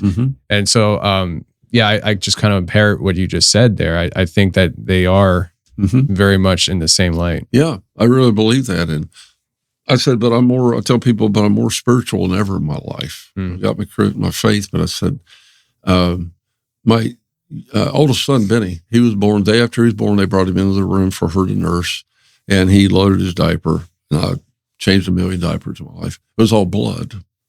And he had 4 of those before Lifelike got him sent off to Columbus. His umbilical cord was wrapped around his neck when he was born. Blue as an alien when he came out. And so before they got him off on the life flight, my Uncle Check was C.J. Limley. The chaplain of the hospital was there. My mom, my dad, the wife. And Uncle Check led us in prayer around that boy before they took him off in the helicopter. We drove then 2 hours. It was a very few minutes on life flight, but we had a 2-hour drive ahead of us. Our child who's white as a sheet, he can't already detect a heartbeat, probably going to be dead. We got there and the life flight nurse came out in the lobby when we got there and said, we don't know what happened. We took off within a minute. His vital signs started coming back up. Well, that's when I referred to her as the power of prayer. Incredible, a powerful thing. And that's happened a couple of times in my life. I mean, it really has. It's like there's no other explanation for it. The power of prayer and healing. There are people out here that are healers it's just incredible when things like that happen. Maybe 10 years ago, I was doing some homework for repairs for some friends up in Northern Ohio. I've been packing plywood the day before. I woke up that next morning, my right shoulder was just killing me. I thought, Lord, just let me get some ibuprofen and coffee and me get rid of some pain. And it felt like you took your hand and gripped my shoulder. And I could feel the warmth in the grip and the pain went away. I said, thank you, Lord. About that time, my phone went off. And here's a friend of mine living in Asheville, North Carolina. I'm near Lake Erie, an hour from Lake Erie. She said, did you just feel that on your right shoulder? I said, what? She said, I woke up and I knew that you were, and I hadn't talked to her for 6 or 8 months. She didn't know what I was doing. And she said, I woke up and felt that, TJ, your right shoulder, you're in pain. She said long distance Reiki healing that she'd been practicing. She felt that and took my pain away from all this distance away. How does that work? That was pretty incredible. The call it an astral projection I went through. The friend of mine that told me, you just went through your first astral projection. Got up one morning and felt like you guys took a baseball bat and beat me. I mean, physically, I couldn't already sit up in bed, couldn't already breathe, ribs killing me. I immediately thought of my friend. It just hit me that hard. I sent him a message. Are you doing okay? No, I'm actually laying in Riverside Hospital in Columbus. I was T-boned in my car. And I've got broken ribs and I'm busted up pretty good. And I felt that. And about a week later, I was just at my home and I was sitting here just wide awake and then I was just gone. And I'm above her in her bed. I didn't know where she lived, never seen pictures of it, nothing. But I felt that she was in pain. And my boys, when they were babies, I could rub their eyebrows. This real light touch to help put them to sleep, that little power of touch. And I did that. And then poof, I'm back in my chair with my cup of coffee. And then my phone went off. And it was her, sent a message. She said, thank you for coming and visiting or comforting me. She felt it. And I said, what was that? She said, it was your first astral projection. And she said, describe to me what the bedroom looked like. And I told her everything that I saw. She sent me a picture and it matched. It's like, wow. And then we get talking about remote viewing with our United States government. It's like, yeah, it's a real thing. I experienced something there that's like, I didn't try to, it just happened. Then you find out about the Monroe Institute down in Virginia, incredible things and teachings that people have for many decades. But yeah, she said, that's your first astral projection. At my cabin, call it sleep paralysis, but I was in bed. I woke up and I'm floating out of my room. I can't move. And I saw the bright light at the door opening. That's all I saw. Nothing else. And then poof, I just like I dropped back in bed. Now, what in the world was that? And my right leg was just killing me. And I just, and I looked down, pulled the blankets off, and I had 3 bloody spots in a triangle punctured right down in my leg. It was bloody. I got my metal detector out. I thought, was there an implant put in me? I didn't know what in the world was going on. I'm there by myself. But these 3 bloody triangulated little points about like that, probably an inch apart, right down my thigh. And my leg was sore for a week. Did it scar at all or anything? No, didn't scar. It just healed over. And I've got a picture of it somewhere, but what was that? I have no idea. So we talk about the aliens, the grays, abductions. I don't discount anybody's stories now. I really don't. Yeah. Checking on that Nephilim blood is what they're doing. Yeah, check. Yeah, we're getting a blood sample. Let's see after all these years. How's that blood growing and percolating right now? We need some more ritual. Right now, you're just like a biological meat sack, and they're just growing that Nephilim blood. They're like, yes, they're brewing it. Yeah, it's brewing. Let's see what 60 years of bacon grease and lard have done to the blood. So, like, I started mentioning this on the show recently.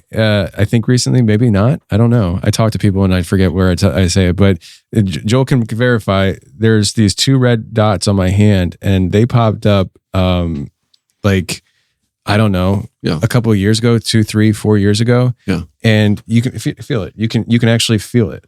Like, I don't know what it is. You would think it's like weird. It's like a puncture that would heal and stuff, but it won't heal. Yeah, and I have no idea what it is, but. Maybe I talk to people too much about their experiences and stuff. And I'm like, did something happen to me? Yeah. Is that why I am the way I am? Doesn't Daryl Sims talk about the 3 puncture marks a lot? Because that's a common abduction thing. He's brought it up, but I don't know if he's really explained to us exactly what that is. But he more focuses on the bioluminescence left behind on people when they're visited by, Fluorescence. Yes. Biofluorescence. Is that the right word? Yes. There you go. Technicalities. Right. They are different. And that's Daryl Sims, the alien hunter we're referencing. We were talking about weird stuff, and I haven't told you guys any of this yet. Here we go. I walked in here and I told him I had a bizarre experience last night. And I was asleep. Everything was fine. I was in and out when you guys got there because I kind of heard you guys get there, and I think I grabbed my phone. I think you texted me asking about how to get in, and I was going to do it, and then you texted right back and said, oh, we found it. So I heard you guys come in, and I was in and out. I fell back asleep. Well, I started having a bizarre sequence of dreams, just bizarre. Just women in my past life that I haven't even thought about in, decades. That hurts a man. And they, and some of them aren't even ones that I dated or anything. Yeah. They just were, for some odd reason, popping up. And I can't even, to be honest with you, remember the whole sequence. Yeah. It was just in and out constantly. Yeah. But there was a moment after you guys got there that I was in what people consider a sleep paralysis. Mm-hmm. And like something was on my neck, like pinned me to the bed. Yeah. And I haven't had that happen in a long, long time. Yeah. And it felt like, and I can tell you that I could see it sorta, and it was something big. It wasn't typical like your gray stuff, but it was big.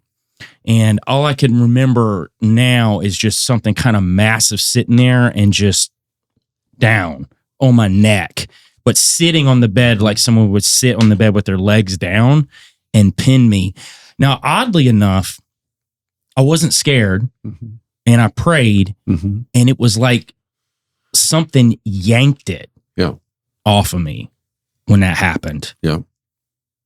And I didn't see it anymore. Yeah. It was just gone. Yeah. But it was the weirdest sequence. But I can tell you in the past, if something like that happened to me, because I'm generally pretty forceful with stuff. Mhm. I'm not very scared of things like that. Probably typically a lot like you. Mhm. And honestly, I laugh because I've been punching him the whole time when you're telling the Bigfoot stories. Because I'm the guy like you that wants to be in the woods. Yeah. He wants to hug Bigfoot, give him a kiss. For sure. I do.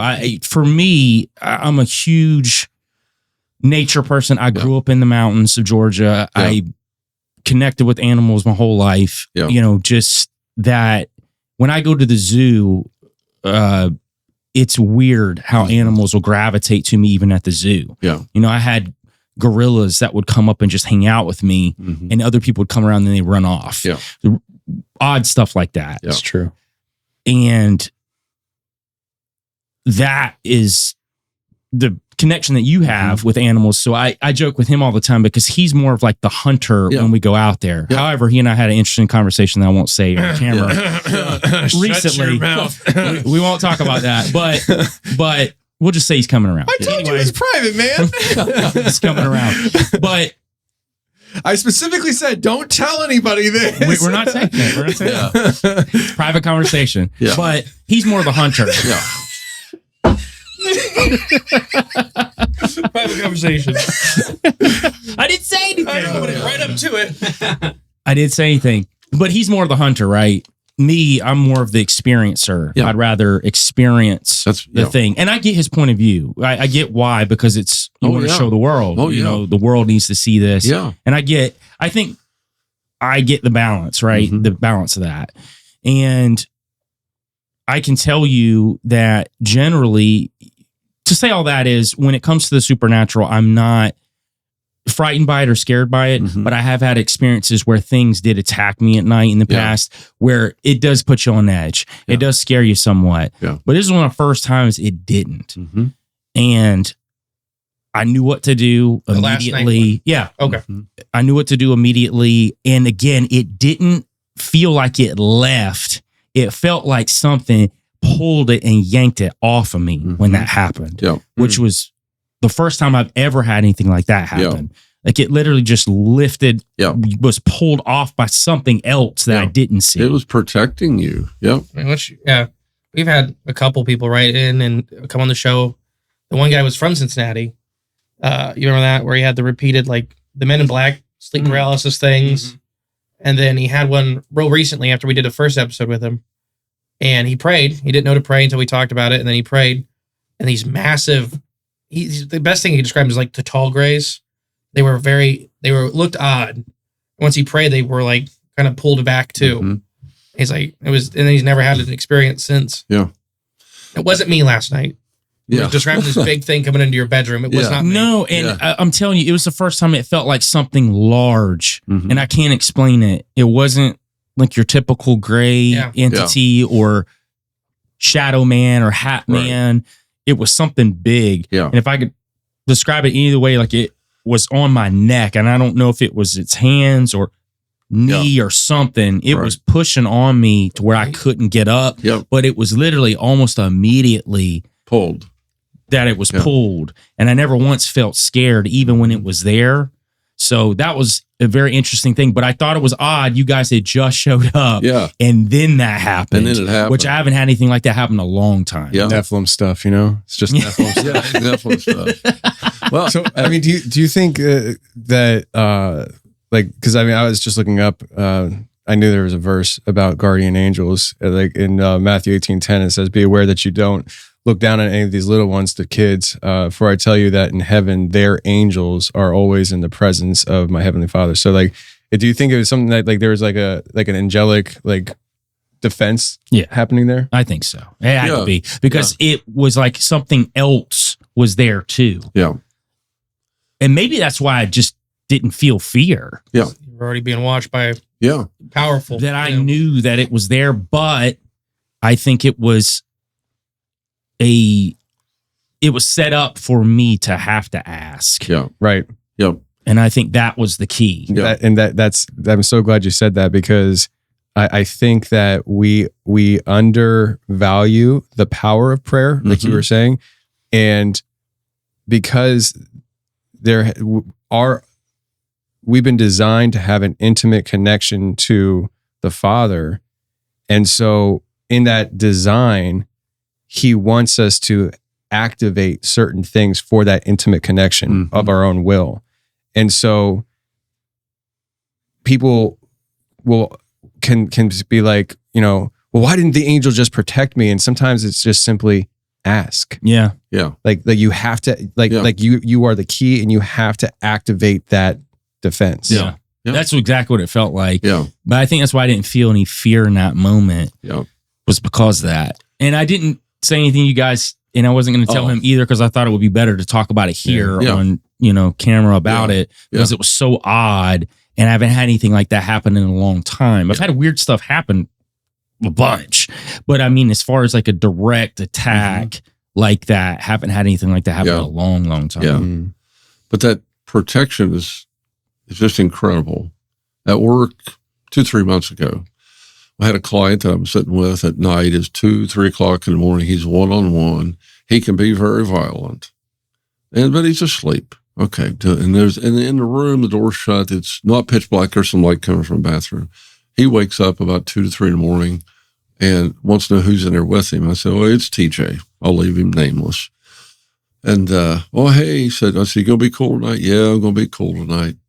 He rolled over, and then in panic, he said, who's standing beside you? I said, I'm in here by myself. There's no one beside me. Yeah, right there. And I turned to my right, and here's a 6-foot-tall, dark figure. You could see the outline of a humanoid figure, but not just a blob, standing right beside me. And I was completely calm. And I said, you got to change your ways.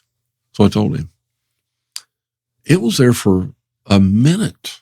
He was panicking over there. And he's hurt a lot of people, a lot of my friends. And it's just like, you got to change your ways. And I just felt like it was protecting me. This individual rolled over and woke up, and it's just like, then my instinct kicks in for survival, because you don't know what some of these people can do, and they're capable of a lot. And he rolled over and curled up in a blanket, scared to death, and he never moved the rest of the night. And then poof, it was just gone. I felt I was being protected. I really did. I felt like I was being protected at that moment, that he needed to see that. And lots of other things, but that was one of the moments kind of relating to you with getting something pulled off of you. It just felt like something was standing beside me as a guardian to protect me. Mm-hmm. When's the last time you heard of any kind of shadow figure that's shorter than the person that saw it?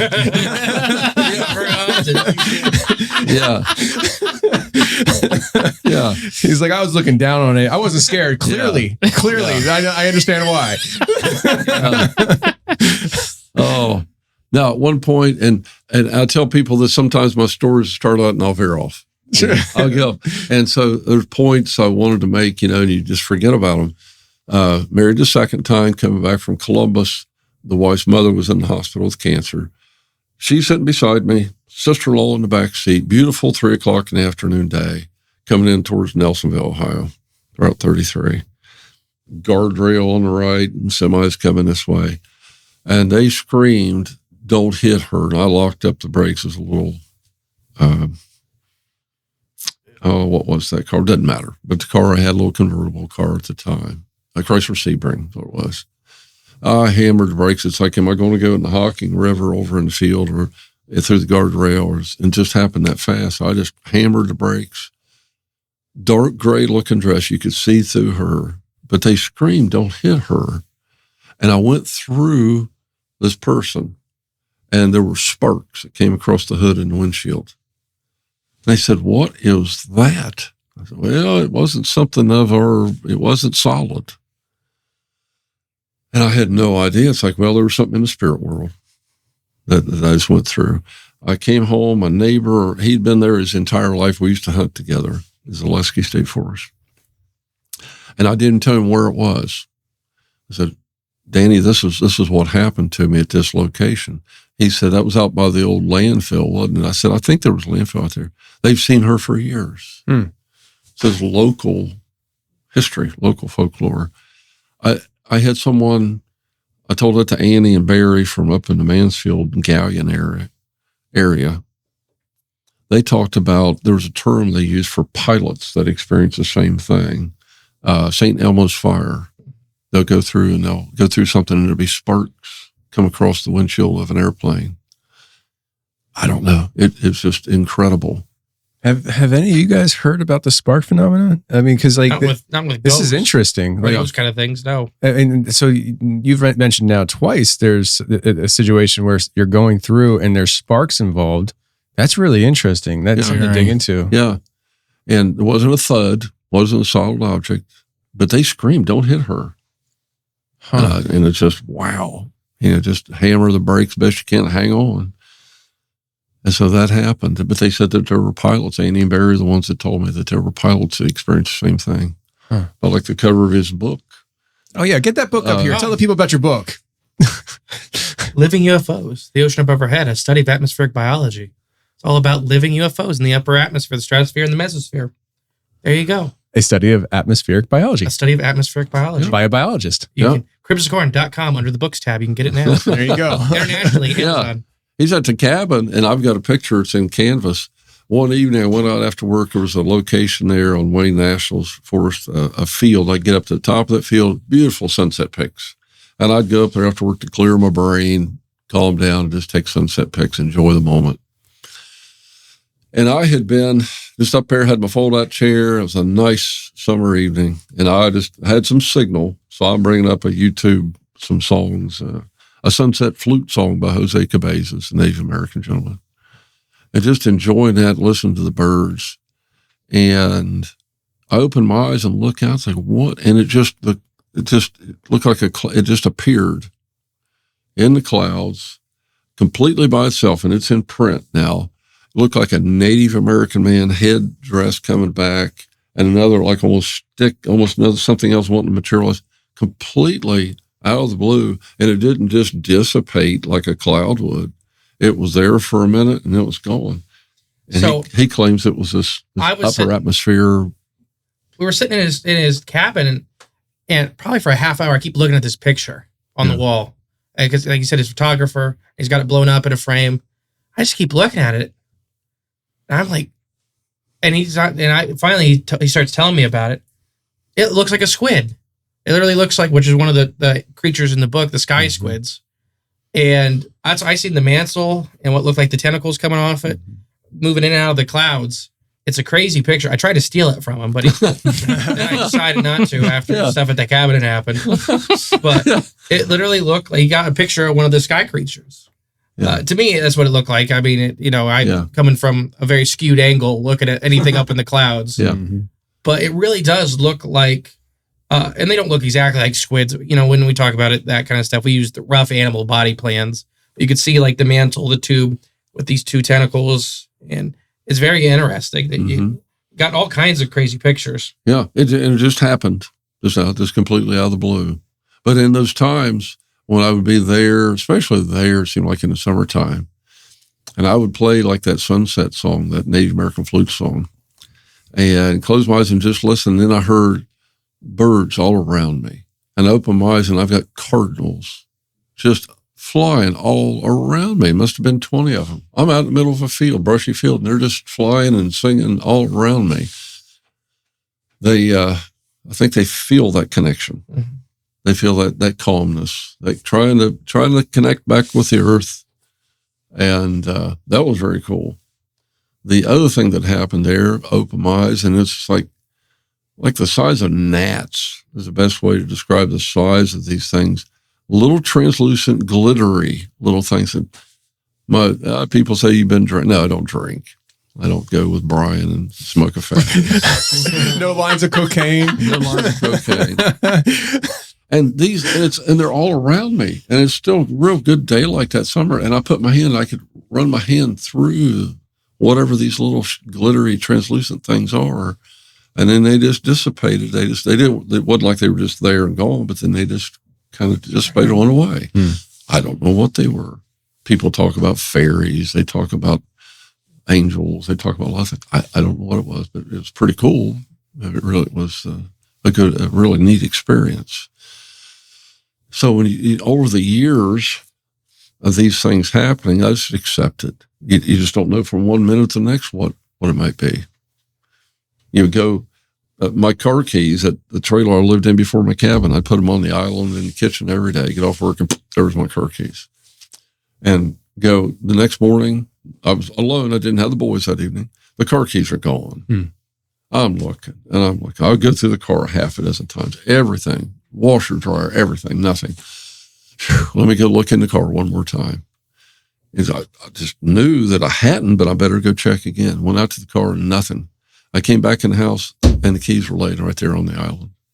They were just screwing with you. They just came back. I don't know how that happens, but it happened to me. Like, okay, thank you. Whatever's playing with me, or some of it does seem playful. I'm out on my clothesline 3 summers ago, maybe. Just watched my sheets, all the bedding, and I clothespin up the fitted sheet and the other sheet. A pillowcase or 2 down here. I get to the other side and I pin up 2 pillowcases. I come walking back around, and the very end pillowcase on this side was wrapped around the clothesline, tied in a knot. And I didn't see anything. How does that happen? Wrapped around, tied in a knot. Okay, thank you guys. That was pretty cool. That's what I'll do. That's how I talk to when things like that happen. I unfolded it and said, now just let it dry. And the one night there was several people there during Mothman. And one of them came running in and TJ, come out here. And the clothesline, where there's still good light out there from the porch. There was nothing on the clothesline, and the line got pulled almost to the ground. And it was still out there just doing this bit. There was no tree limbs. There was not a bird, a coon, and nothing. They were all just sitting there. Everybody was there enjoying that evening. And that clothesline got pulled almost to the ground, they said. Looked like you were drawing a string of a bow. Just boom. I don't know. I said, well, there's an experience. And I tell people that you can chalk all, is it proof of anything? No. I tell people, it doesn't matter to me. I don't have to have proof. It was an experience, and it was very cool. Even if you feel like you have proof of something, it's not proof of anything for other people. No. Maybe the most common thing when you're out there looking for Bigfoot and stuff is the footprint. Oh yeah. It doesn't matter. It doesn't matter. Like, you can get a footprint, you can cast it, and you can show it at, the largest conference in the world. And there's still people like, doesn't matter until it grabs me by the neck, picks me up and slams me to the ground, because all Bigfoot are violent. Then here's my thing. And this is why I've always been big about the experience more than anything for me, is having contact.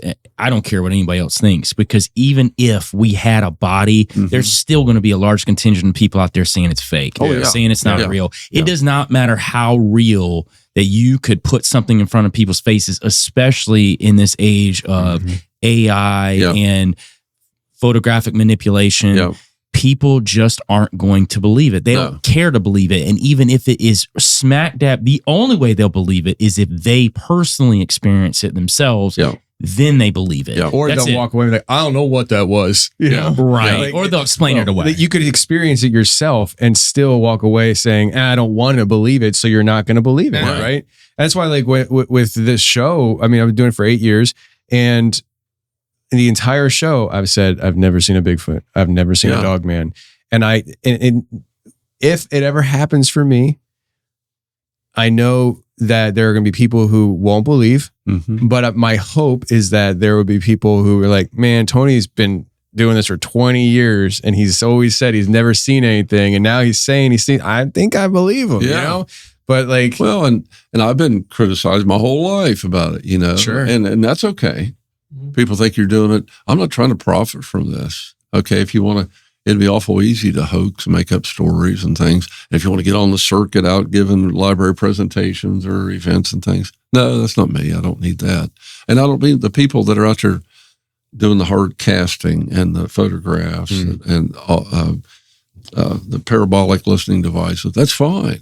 That's cool. It's me, and more power to you. It's just not me. I really do. There's people who've got some incredible trackways. Well, not everybody can have Bigfoot walk right up to him, man. Yeah. Like, okay, so some people have to make stretches like parabolic lenses. They can't just be like, hey guys, I'm here. Yeah. Hey guys, it's TJ. Let's go check him out. Let's go check him out. Let's see what he's got cooking. I feel like TJ's like those people you see in a animated Disney movie. You know, when Snow White goes out there and just touches the grass and all the animals just gravitate and surround him. Yeah. When he was talking about it, he's like, yeah, I was just touching grass. I was feeling the earth. And then they just moved in. I'm like, man, wouldn't everybody love to have that? Oh, yeah. TJ is a Disney princess. A Disney princess.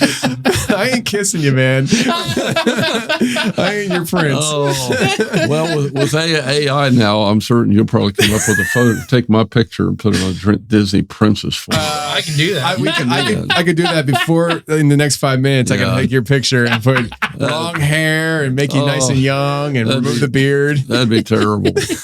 You would look like your ugly sons that you said. Oh yeah. Oh yeah. There's the boys that have been ugly girls, you know. Oh, so yeah, the Disney princess Thurl J, and that's my full name. I tell people too. Have you guys ever heard of Thurl? THURL. No, I don't think so. It's TJ Thurl J Jay. Thurl J was named after an Uncle Thurl Ray, Uncle TR. Mom and Dad took turns naming us boys. There was 5 of us. So I come along, and of course, it's Slim Owens. It's my dad's turn. I'm naming that boy Thurl. Uncle TR wasn't even blood. He had married my grandma's sister, but everybody liked him. He was a good fellow. And Mom said she cried for 3 days. She looked down at me and then big brown eyes. I said, I love you, baby Thurl, and cried. I had people crying when I was born. And oh man, lamenting the birth of this child. Yeah, but Thurl J. So I ask everybody, have you ever heard of the Thurl? Now, Tony the Tiger back in the day, that voice was Thurl Ravenscroft was his name. So there was a Thurl. There was a Thurl Bailey, a basketball player, things. But I personally haven't run into another one. No. And I say it's usually, I just tell people it's Hurl with a T. Wow. Wow. It's an interesting name. It's an interesting name. I almost named my son Anthony after me, but I didn't want to do that to him. So we went with something totally different, not a family name. But we my wife, the people on her side of the family, usually every kid's named after somebody somehow, whether it's a middle name or something. And we broke that trend with my daughter. So huge disappointment. We're huge disappointments in this family. But I don't know, guys. I think this was a freaking awesome conversation. I mean, this has been a blast. Yeah. I think this is fun. We covered, the legend of the missing teeth and everything in between. So we're sitting in the presence of a Nephilim. I think, at least genetically, I think. Yeah, I really do. Let me ask you one more question here. Yeah. Did we? Maybe we asked this already, but do you know your blood type? No. I'd really be interested to find out if you're Rh negative. I don't know. Someone else, I can't remember who it was, mentioned my blood type, and I haven't had that done yet. So I may actually get that accomplished. If you come back Rh negative, that's like, that'd be wild. There's only 15% of the people in the world that have that blood type, and generally speaking, there's a high volume of them that are very connected to the paranormal world. Really? And the thought pattern is that blood type did come from an inhuman source, is what they say.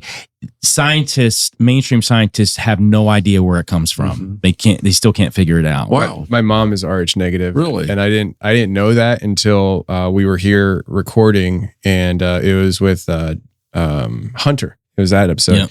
And we were talking about the Rh negative aspect. My mom was like, I'm Rh negative. And then she started looking into things, and I was like, "That's why you're weird, Mom. That's why you're weird, Mom. I love you. Yeah. I love you more now. I love you more because you're weird." Yeah. But yes, I mean, and it's weird though, because like you would think that, Rh negative, like your kids would have that, but I don't know how that happens, where it's like you're Rh negative, but then you could have. I think it's recessive, so you have to have both parents have to have it, like the genes for it. Yeah. Otherwise, it'll just die with that. But they can carry it; they just won't experience it. What's interesting is the Rh negative. My mom, she started looking into it, and I don't know where she saw this, but it was like some kind of forum online, and it was a bunch of women who are Rh negative talking about these physical ailments they have, and when they all were giving birth to their children, there was something that had to be done because they were Rh negative to keep them alive or something. There's a shot that you have to take, or the baby will die. The baby. Really? Yeah. So you're supposed to be taking that, it's a whole. Is it because of the immune system?